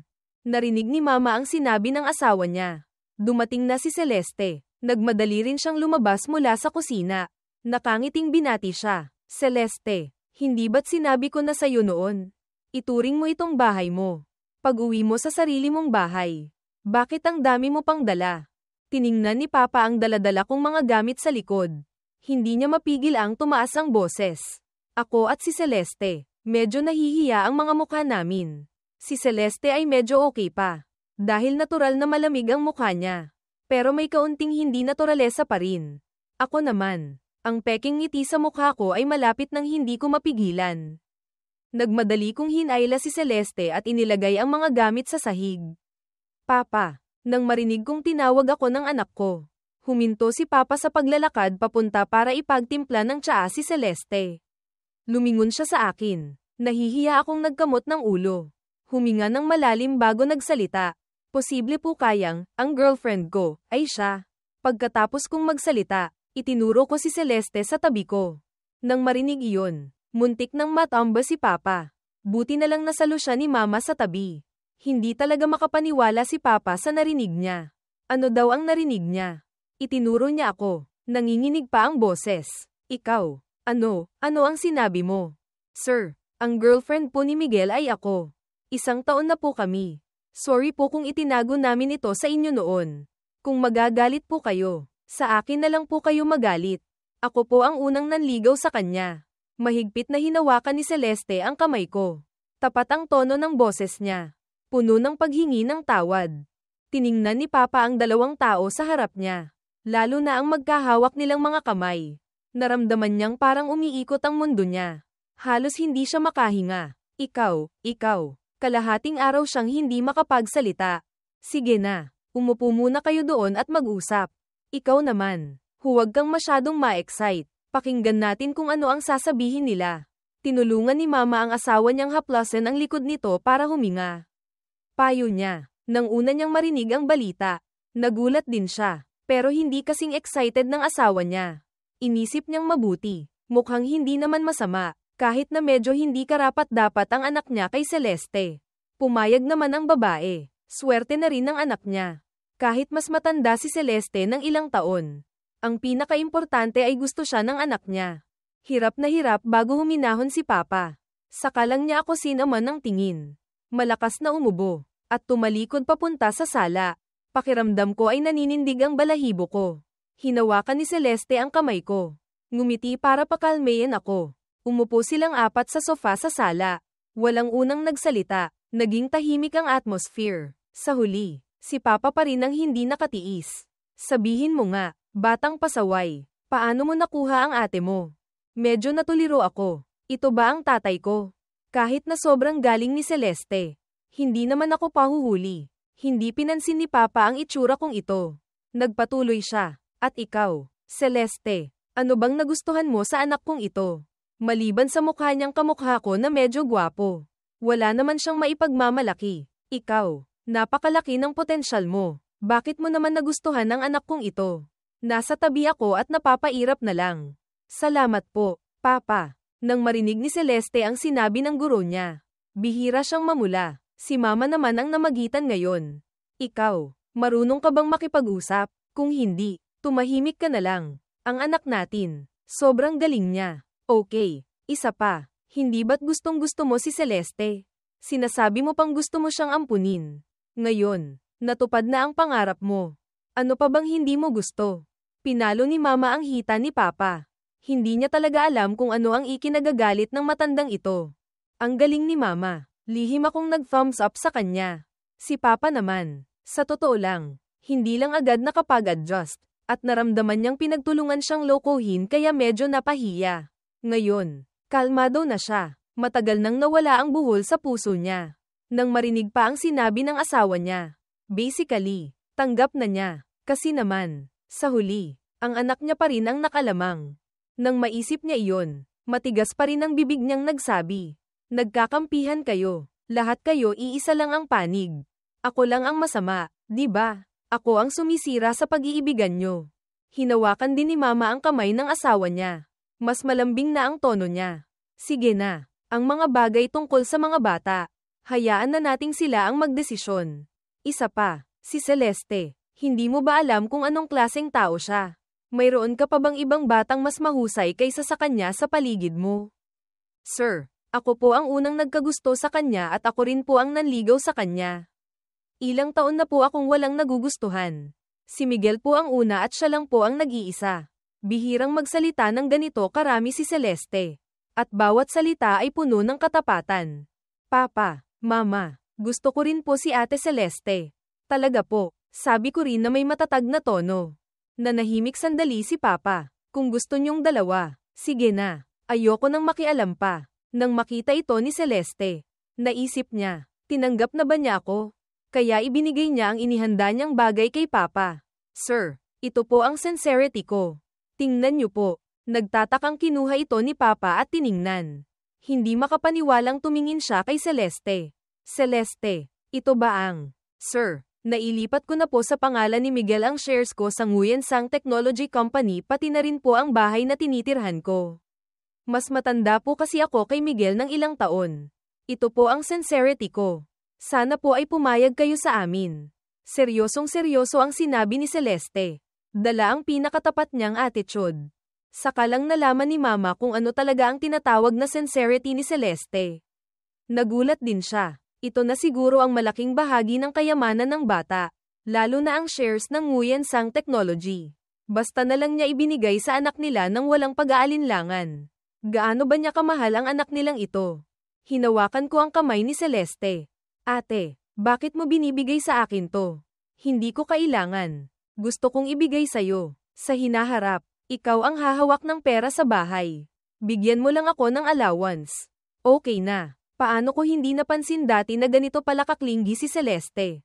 Nagangat ng tingin si Papa at nakita ang dalawang tao sa tapat na naglalambingan na parang walang ibang tao. Nakaramdam siya ng inis. Pinag-isipan niyo na bang dalawa to? Hindi kayo magsisisi. Sir, hindi po ako magsisisi. At hindi ko rin po hahayaang magsisi si Miguel. Matatag din akong nagsabi sa tabi. Hindi po ako magsisisi. Sige na. Kailan niyo balak magpa-register? O kaya, ngayong nakauwi ka, mag-engagement na tayo. Ipakilala na rin kita sa mga kamag-anak dito, sabi ni Papa.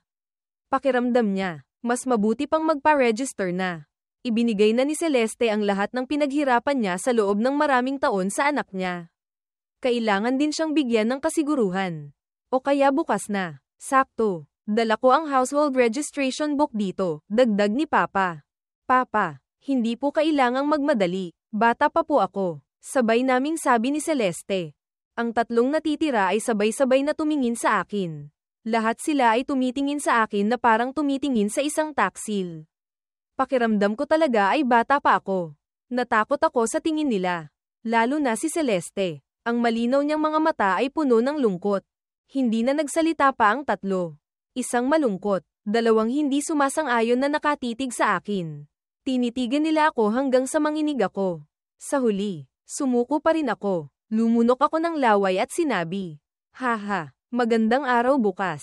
Mas mabuting harapin na agad kaysa maghintay pa." Sige, bukas na. Yumuko ako. Hindi ako nagdududa na kung tatanggi pa ako. Siguradong pagsasabihan ako ng mga magulang ko. Saka lang nasiyahan ang tatlo at inalis ang kanilang mga tingin. Lumingon sila at nagsimulang pag-usapan ang tungkol sa engagement. Nasa tabi ako at hindi makasingit. Nagdududa pa nga ako kung ako ba talaga ang isa pang bida ng engagement. Mabilis na napag-usapan ang tungkol sa engagement. Saka lang naghanda ang buong pamilya para sa tanghalian. Si Celeste, ang manugang na ito, ay napaka-understanding na pumasok sa kusina para tumulong. At siya pa ang pumalit sa pwesto ni Mama bilang main cook. Lalo pang nasiyahan ang mga magulang ko ngayon. Pagkatapos kumain, lumabas silang lahat para asikasuhin ang mga bagay para sa engagement. Pagod sila buong hapon. Gabi, maagang nagpahinga ang lahat, habang natutulog ako ng mahimbing. Isang mabango at malambot na anino ang pumasok sa yakap ko. Kinabukasan ng umaga, pagkatapos mag-almusal, sa ilalim ng pagmamadali ng mga magulang ko, dinala namin ang aming mga ID at lumabas. Sa daan, napansin kong nakalimutan kong dalhin ang cellphone ko. Bumalik si Celeste para kunin ito. Ako naman, bored na naghintay sa kinatatayuan ko. Minsan, pakiramdam ko talaga itinuturing niya akong bata. Kahit pagkuha ng gamit, hindi niya ako pinasama. Miguel, nakauwi ka na pala. Isang excited na boses ang biglang umalingaw-ngaw. Nag-angat ako ng tingin. Bahagyang kumunat ang noo ko. Sumilay ang inis sa mukha ko. Bakit siya na naman? Matagal na kaming hindi nagkita. Nakita rin ni Andrea na ayaw ko siyang makita. Pero makapal pa rin ang mukha niyang ngumiti at bumati sa akin. Basta ko na lang siyang sinagot ng, araw ng Pasko. Ayoko ring magsalita ng marami. Dati, naririnig ko lang sa iba ang mga balita tungkol sa kanya. Hindi ko inaasahan na sa loob lang ng ilang taon, ang dating nagniningning na babae ay naging ganito na ngayon. Pati buhok niya, parang matagal nang hindi inaalagaan. Ang mukha niya ay naging sobrang lungkot din. Kahit matangkad at payat pa rin siya. Wala na ang dating ganda niya. Miguel, sorry. Kasalanan ko ang nangyari noon. Ilang taon na ang nakalipas. Hindi mo pa rin ba ako mapatawad? Hindi pa kailanman nagsisi ng ganito si Andrea. Tiningnan niya ang binatang puno ng sigla sa harap niya. Tama ang sinabi ng iba. Bulag nga talaga siya. Pinulot niya ang buto ng lingga at itinapon ang pakwan. At sa huli, kahit ang buto ng lingga ay ayaw na rin sa kanya. Hindi niya inaasahan na ang isang maagang pag-ibig noong kabataan ay magpapagulo ng ganito sa buhay niya. Nawala pa ang taong kasama niyang lumaki mula pagkabata. Hindi, Andrea, wala na ang Miguel ng nakaraan. Sa hinaharap, mabuhay tayo ng maayos sa kani-kanyang buhay. Mas mabuting huwag na tayong magbatian kapag nagkita tayo ulit. Ayoko na talaga kitang makita. Hindi ako ang orihinal na may-ari. Hindi ko kayang magpatawad para sa orihinal na may-ari. At ayoko ring magpatawad. Kasi naman, ang nawala sa orihinal na may-ari noon ay ang kanyang dalawang binti. Miguel, bigyan mo pa ako ng isa pang pagkakataon. Pwede ba? Alam kong gusto mo ako noon. Kasalanan ko. Naghahanda na akong kumuha ng graduate studies sa Manila University. Medyo excited si Andrea. Paunti-unting lumalapit sa akin. May bahid pa ng kabaliwan sa mukha niya. Malamig kong sinigawan ang taong nagsasalita mag-isa sa harap ko. Andrea, pwede bang tigilan mo na ang pagpapasuka sa ibang tao? Kung ano ka man sa hinaharap, wala na akong pakialam. Ngayong nakatayo ka dito at sinasabi sa akin ang mga salitang ito. Dahil lang iniwan ka na ni Marco. Kung talagang nagsisisi ka tulad ng ipinapakita mo sa labas, mamahalin mo ba ulit si Marco sa college? Dahil lang hindi ka na niya kailangan. Naaalala mo na naman ang kabutihan ng orihinal na may-ari. Miguel, hindi ako. Sobrang taranta na si Andrea ngayon. May uri ng hiya sa mukha niya dahil nabunyag ang kanyang sikreto. Gusto pa sana niyang magsalita, pero hindi niya alam kung paano para maniwala ako sa kanya. Ayoko nang manatili pa kasama ang tandang ito. Tumalikod ako at naglakad sa ibang direksyon. Nakita ni Andrea na aalis na ako. Nagmadali siyang lumapit para hilahin ako. Anong gusto mong gawin? Kakakuha lang ni Celeste ng cellphone ko at paglabas niya ng elevator. Nakita niyang may babaeng gustong damaykit sa asawa niya. Mabilis siyang lumapit. Isang kamay niyang hinawakan ang kamay ng babae at itinulak ito palayo. Napasigaw sa sakit si Andrea, pero nang makita niya ang puno ng galit na mga mata ni Celeste. Kahit paghingi ng tulong ay hindi niya masabi. Ngumuso ako. Tamang-tama sa araw na ito. Ang malas naman na makasalubong ng ganitong klaseng tao. Napansin din ni Celeste ngayon na ang babaeng ito ay ang babaeng lumabas sa moments ng asawa niya noon. Agad na lalong naging malinaw ang galit sa mukha niya. Sino ka? Bitawan mo ako. Pilit na bumangon si Andrea. Nanginginig na nagtanong. Asawa niya ako. Sino sa tingin mo ako? Malamig ang boses ni Celeste. Bumantong hininga ako at sinabi. Celeste, hayaan mo na. Tara na. May importante pa tayong gagawin. Sakalang binitawan ni Celeste ang kamay niya. Niyakap ni Andrea ang sarili niyang braso. Hindi na nagsalita pa. Hindi rin malinaw ang ekspresyon sa mukha niya. Tiningnan siya ni Celeste nang may pang-iinsulto. Nagmadali akong lumapit at hinawakan ang kamay niya para umalis. Maya-maya lang, sakalang tumayo si Andrea. Tulala siyang tumingin sa 2 taong magka-holding hands na papalayo. Lalo siyang nanghina. Pagkatapos magpa-register at makuha ang legal na estado. Hinayla ako ni Celeste at naglaban kami buong gabi. Mabilis na lumipas ang bakasyon. Bigla na lang dumating ang oras ng class reunion. Gabi, kasama ko si Paulo na pumunta sa hotel kung saan gaganapin ang reunion. Humanap kami ng pwestong hindi gaanong matao at umupo. Pagkaupo namin, basta na lang kaming nagkwentuhan. Palagi kong iniisip na ang reunion ay siguradong kainan lang at kwentuhan tungkol sa mga kamakailang kaganapan. Hindi ko inaasahan na magbabago pala ang mga tao. Sa paglipas ng panahon, maraming kaklase ang naging mas praktikal. Tila ang iba't ibang unibersidad ay naghihiwalay na rin sa mga tao base sa antas. Paminsan-minsan may lumalapit para makipag-usap, pero mas madalas ay may halong pag-usisa ang tono. Nagkatinginan kami ni Paulo at napangiti ng mapait. Malapit ng mag-oras ng hapunan. Nagsimula ng ilabas ang mga pagkain. Hindi pa sinasabi ng class president na magsimula ng kumain. Ayon sa proseso ng reunion, hindi ba't dapat magsalita muna ang class president bago kumain? Naghintay pa kami sandali. Binuksan ng waiter ang malaking pinto ng kwarto. Isang taong nakasuot ng mamahaling damit. Puno ng alahas ang pumasok. Nagulat kami ni Paulo. Bakit parang pamilyar ang taong ito? Tiningnan naming mabuti. Hindi ba't si Marco ito? Ano na naman kayang kalokohan ang ginagawa niya? Isa pa, nagpa-plastic surgery ba siya sa Korea? Ilang taon kaming hindi nagkita. Halos hindi ko na makilala ang taong ito na si Marco. Isang itim na suit na pinasadya. May gintong kwintas sa leeg. May suot pang Van Cleef at Arpels na relos sa palso. Isang kulay gintong buhok. Mukhang may light makeup pa sa mukha. Pero nakita ko agad. Siguradong nagpa-plastic surgery siya. Dati, mukha siyang inosenteng college student. Pero ngayon, mas matangos na ang mga features niya. Taas noo siyang dumiretso papunta sa amin. Mukhang gusto ng taong ito na maghanap ng atensyon sa amin. Kumandat din si Paulo sa tabi ko. Agad kong naintindihan. Mukhang gusto niyang manggulo. Sumili ang mapanuyang ngiti sa labi ko. Si Paulo naman ay ngumuso ng may pang-iinsulto. Maraming kaklase sa paligid ang masigasig na bumati kay Marco.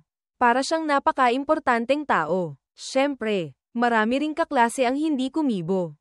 Bagkus ay tulad namin na nagpakita ng pang-iinsulto. Siguro alam din nilang hindi maganda ang pakay ng dumating. Isang magandang reunion ang ginawang ganito kasama.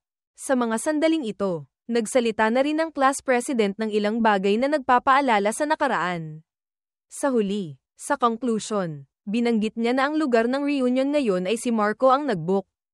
At hindi na kailangan pang magbayad ng lahat. Sinabi raw ni Marco na siya na ang bahala sa lahat. Agad na umugang sa paligid namin ang maraming papuri. Tiningnan ko ulit si Marco na nakaupo sa tapat ko. Puno ng yabang ang mukha. Mukhang nandito siya para magyabang. Gaano ba siya ka-confident na iisipin niyang may inggit ako sa kanya? Bahagya akong nagangat ng ulo. Malamig na sinulyapan ko si Marco. Ang mapagmataas na tindig na iyon ay may kasamang malamig na ngiti na parang wala lang. Tulad ng inaasahan, nanigas ang ngiti sa mukha ni Marco sa tapat. Malinaw na dumilim ang mukha niya. Natural na nakita rin ni Marco na kami ni Paulo ay walang bahid ng inggit na gusto niyang makita. Lalo na ako, na may mataas pa ring tingin. Nang makita niyang mas mukha pa akong God kaysa dati. Lalo siyang nagngit-ngit sa galit. Nang makita ko siyang ganito, kontento akong ngumiti. Kinuha ko ang chopsticks ko at nagsimulang kumain. Hindi ko gugutuman ang sarili ko. Kaya walang anumang interaksyon. Pero natural na naramdaman ng mga tao sa paligid ang tensyon sa pagitan namin. Ang mga hindi gusto si Marco ay natural na may parehong reaksyon tulad namin. Kakaiba sa pag-iinuman ng ibang mga mesa. Naging partikular na percentage, tense, ang atmosphere sa mesa namin. Hanggang sa may isang babaeng estudyante na lumapit para mag-toast kay Marco ang bumasag sa percentage, tense, na atmosphere ng mesang ito. Hindi ko na matandaan kung sino siya. Ngayon, Alam ko lang na nandito siya para sumipsip kay Marco. Wala naman sana itong kinalaman sa akin. Ang mga nasa tapat ay masayang nag-uusap. Ang usapan ay napunta na mula sa universidad patungo sa nalalapit na internship. Si Marco ay walang tigil na sumasang-ayon sa lahat. Tinutulungan silang mag-refer para sa internship sa Nguyen Sang Technology. Nang marinig ko ito, dumilim ang mukha ko. Kailan pa naging si Marco ang masusunod sa Nguyen Sang Technology? Ako ngayon, kahit papaano, ay major shareholder. Mukhang kailangan kong umuwi at tanungin si Celeste. Ano ba itong branch general manager na ito? Si Marco ay palaging sumusulyap sa akin gamit ang gilid ng mata niya. Nang makitang nagbago ang mukha ko, akala niya ay nakabawi na siya sa wakas sa harap ko. Lalo siyang ngumiti ng mayabang. Ang mga sumisipsip na iyon ay nakakuha rin ng kasiya siyang sagot. Nang makitang biglang ngumiti si Marco, nahulaan na rin nila kung ano ang nangyari. Kasi naman, ang nangyari sa amin noong high school, alam nilang lahat. Kung gayon, natural na may lalabas para kay Marco. Ang unang babaeng estudyante na nag-toast kay Marco. Itinaas niya ang baso papunta sa akin. Ang tono niya ay partikular na natural at pamilyar. Miguel, matagal na tayong hindi nagkita. Kamusta ka na kamakailan? Tingnan mo, ilang taon na ang nakalipas. Galit ka pa rin ba kay Kuya Marco dahil sa maliit na bagay noong high school? Magkaklase naman tayo. Bakit hindi na lang tayo magkabati sa pagkakataong ito? Malakas ang boses niya, parang sinadya para marinig ng lahat. Agad na tumahimik ang buong kwarto. Lahat ay napatingin sa amin. Si Marco, puno ng yabang ang ngiti sa mukha. Ang iba ay tumingin din sa akin. Hindi ako nagsalita. Kalmado ang mukha ko na hindi mabasa ang emosyon sa mga mata. Maya-maya lang, ngumisi ako ng mapanlait. Excuse me, sino ka po? Si Paulo sa tabi, nakakahigop lang ng alak. Ay naibuga lahat. Ang ibang mga kaklase ay hindi mapigil ang tumawa ng malakas. Agad na namula ang mukha ng babaeng iyon. Itinuro niya ako, Miguel. Gayunpaman, kaharap ang malamig kong tingin. Hindi niya masabi ang isang salita ng pagtatanong. Kaklase, girlfriend ka ba ni Marco? Mahina kong sinabi, gusto mong lumabas. Sige, hayaan kitang lumabas ng husto. Ikaw, ano bang pinagsasabi mo? Paano naman ako magiging girlfriend ni Marco?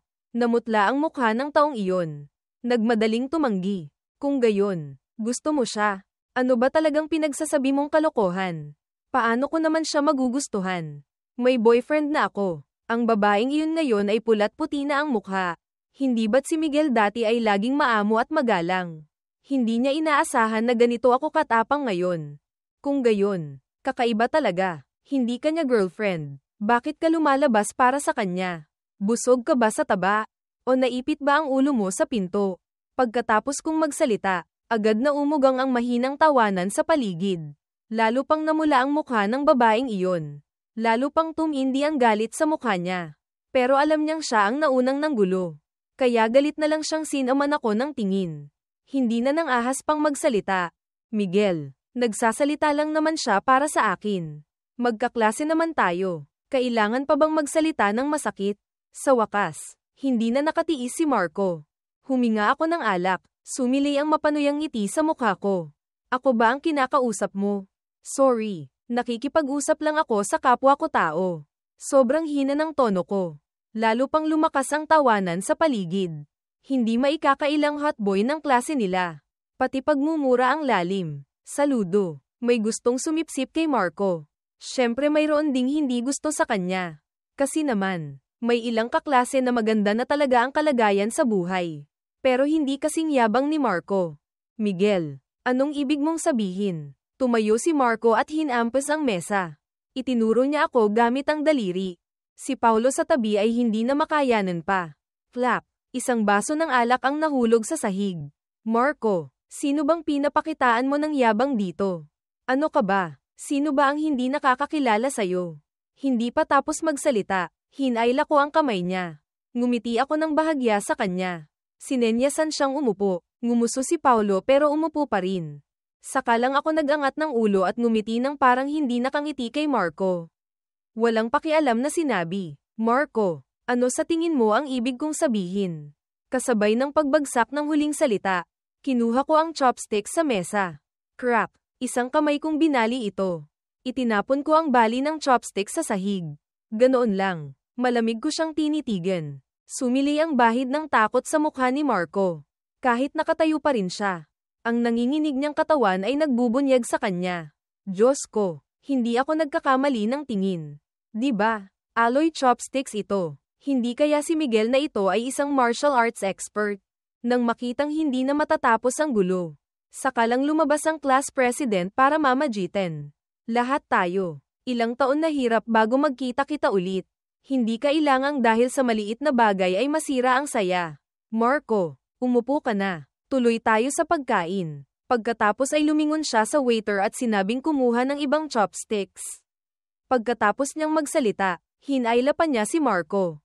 Sakalang ito umupo. Dinala ng waiter ang chopsticks at ibinigay sa akin. Mahina kong sinulyapan ang class president. Mukhang nagbabago talaga ang mga tao. Kung talagang gusto niyang pigilan, bakit ngayon lang siya lumabas? Tiningnan ako ng class president hanggang sa malamig na pawisan siya. Ngumiti na lang siya ng pilit sa akin. Mabilis na bumalik ang ingay sa kwarto. Maraming kaklase ang may dalang baso ng alak na lumapit para mag-toast sa akin. Pangunahin dahil ang performance ko kanina ay sobrang astig. Ang fighting power na iyon ay sobrang sumabog. Siyempre, mayroon ding isang bahagi na umaasang makakuha ng kaunting liwanag mula kay Marco. Nag-toast sa kanya. Sa isang iglap, nahati sa dalawang paksayo ng lugar namin. Lahat ay nag-uusap sa kani-kanilang grupo. Biglang sumigaw ang isang lalaking estudyante. Miguel, sikat na hotboy. Bakit may singsing ka na sa ring finger mo? Kasal ka na ba? Sabay-sabay na napatingin ang buong klase sa akin. Ang bibig ni Paulo ay naging hugis o bakit biglang nagpakasal na? Hindi ba't girlfriend lang? Hindi ko naman balak itago. Senior ko siya sa university. Designer siya ngayon. Miguel, congratulations. Ilang tao ang ngumiti at nag-toast sa akin. Si Marco sa tapat. Nang marinig ito, yun pala, kumuha ng isang designer. Magkano naman ang kikitain ng isang designer? Maihahambing ba sa kasalukuyan niyang girlfriend? Naramdaman niyang sa wakas ay nanalo na siya sa akin. Ngumiti siya ng sobrang yabang. Lumingon siya at nakipag-usap sa katabi niya. Paminsan-minsan ay tumitingin pa siya sa akin at ngumingiti. Hindi mahirap hulaan kung ano ang sinasabi. Miguel, designer ba talaga ang asawa mo? Pero kung hindi ako nagkakamali ng tingin, ang singsing mo ay rare pink diamond. Tinatayang hindi bababa sa 6 carats. Sa pagkakaalam ko, napakahirap bilhin ng ganitong klaseng diamond. Kung walang 20 milyon, halos huwag mo nang isipin. Isang babaeng estudyante sa tabi ko, na ang major sa university ay jewelry design. Matagal na tiningnan ng singsing ko bago nagsalita. Isa pa, tingnan mo ang style ng singsing. Malaki ang posibilidad na gawa pa ito ng top international jewelry designer. Kung gayon, mas mataas pa ang halaga nito. Natigilan ako. Hindi ko pa kailanman tinanong si Celeste kung magkano ang singsing. Iniisip ko sigurong hindi mura. Pero hindi ko inaasahan na ganito pala kamahal. Ang mga tao sa tapat ay lalong huminto sa pag-arte. Kakaiba ang mga mukha nila. Ang asawa ko, designer nga talaga. May iba lang siyang sideline. Kahapon lang kami nagpa-register. Siya ang bumili ng singsing. Hindi ko rin tinanong kung magkano. Ngumiti ako ng bahagya. Hindi ko talaga alam. At wala akong intensyong magyabang. Ako rin. Ngayon lang ako nakakita ng ganito kagandang pink diamond. Huwag mo sanang masamain ang pagiging madaldal ko, sabi ng babaeng estudyante. Maraming tumitingin sa amin. Natakot siyang baka kung ano ang isipin ko. Kaya nagmadali siyang nagpaliwanag. Umiling ako para sabihing okay lang. Pagkatapos nito, hindi na nanggulo pa si Marco. Basta na lang kaming nagkwentuhan.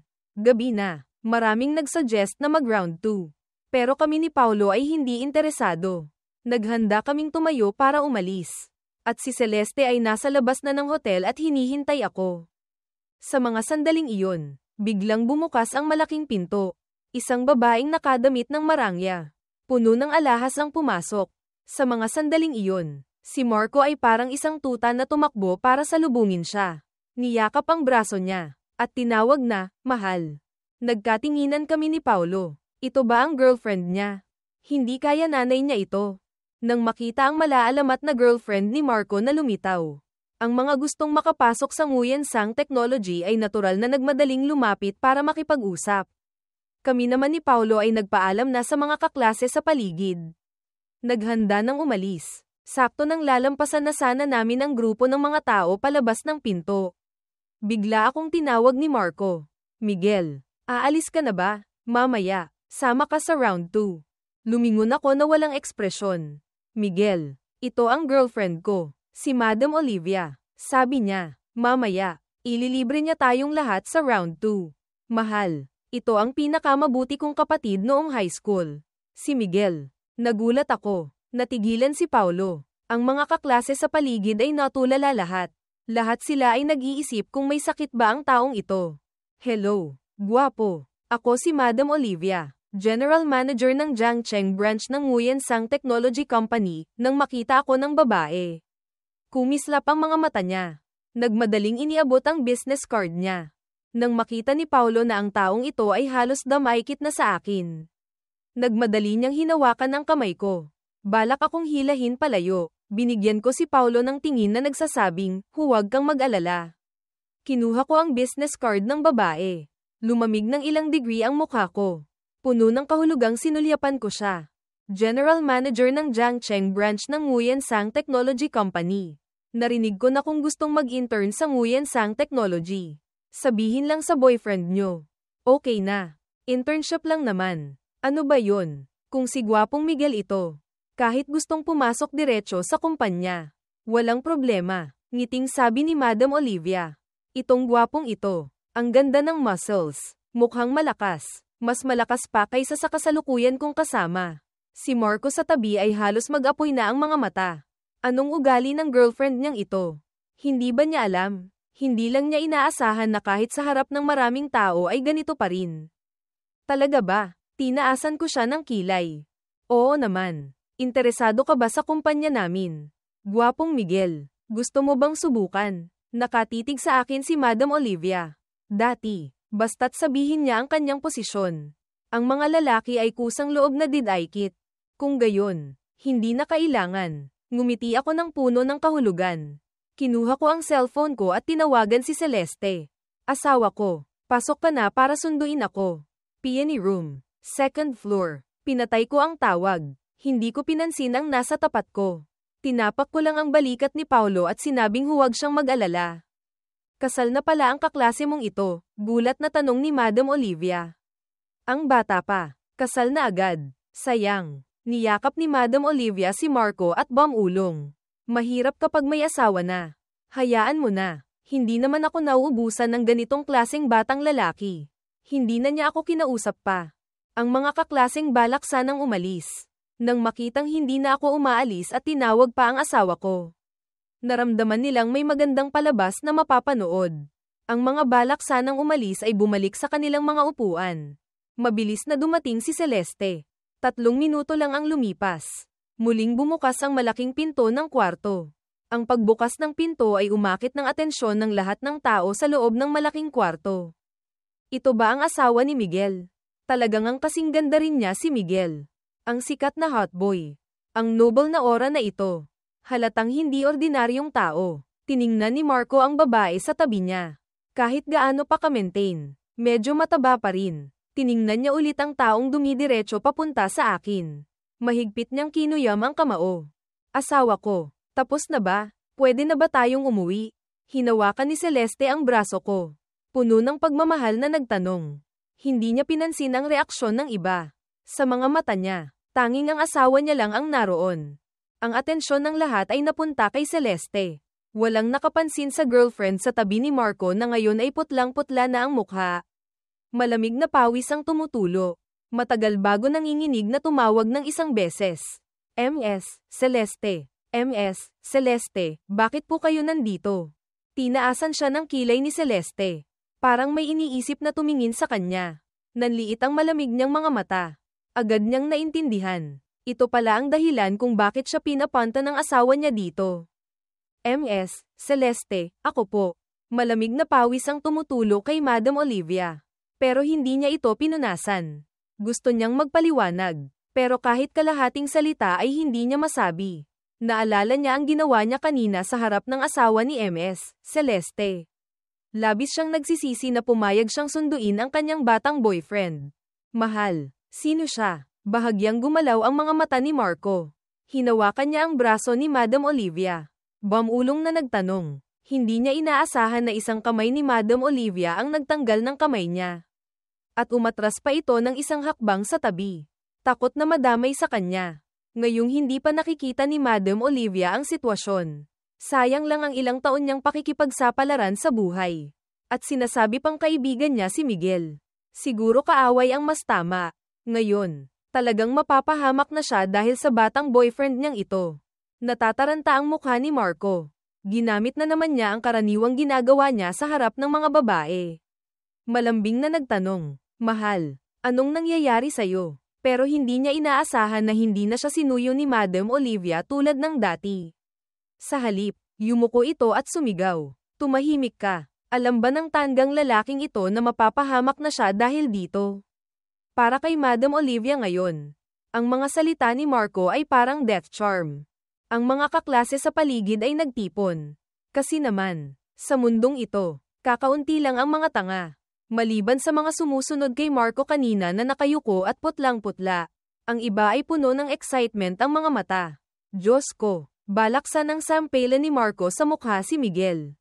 Ang sikat na hot boy. Hindi inaasahang siya pala ang nasampal sa mukha. Lahat ngayon ay may iisang iniisip. Gusto lang tanungin si Marco. "Masakit ba ang mukha mo?"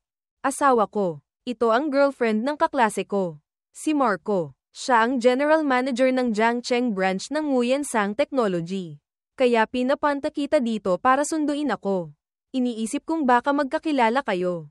Nandito na rin lang. Dapat sigurong bumati, di ba?" Bahagya akong tumagilid at tumingin kay Celeste. Ngumiti si Celeste sa akin. Ang asawa niya. Kilalang kilala na niya. Siguradong ang dalawang nasa harap niya ay nagpagalit sa kanya. Lumingon siya para harapin si Madam Olivia. Bahagyang nanliit ang mga mata niya. Ang manipis niyang labi ay bumigkas ng mga salitang malamig na nakakatakot. "Boyfriend, hiwalay ka na ba?" Sobrang lakas ng pressure ni Celeste. Si Madam Olivia, kahit ulo ay hindi niya may angat. Nagsimulang manginig ang mga binti niya. Natural na hindi siya nang ahas na magsinungaling. Hindi pa po." "Oh, kabit pala. Yun pala ang klase ng relasyon." Sobrang nagulat ang mga kaklase sa paligid.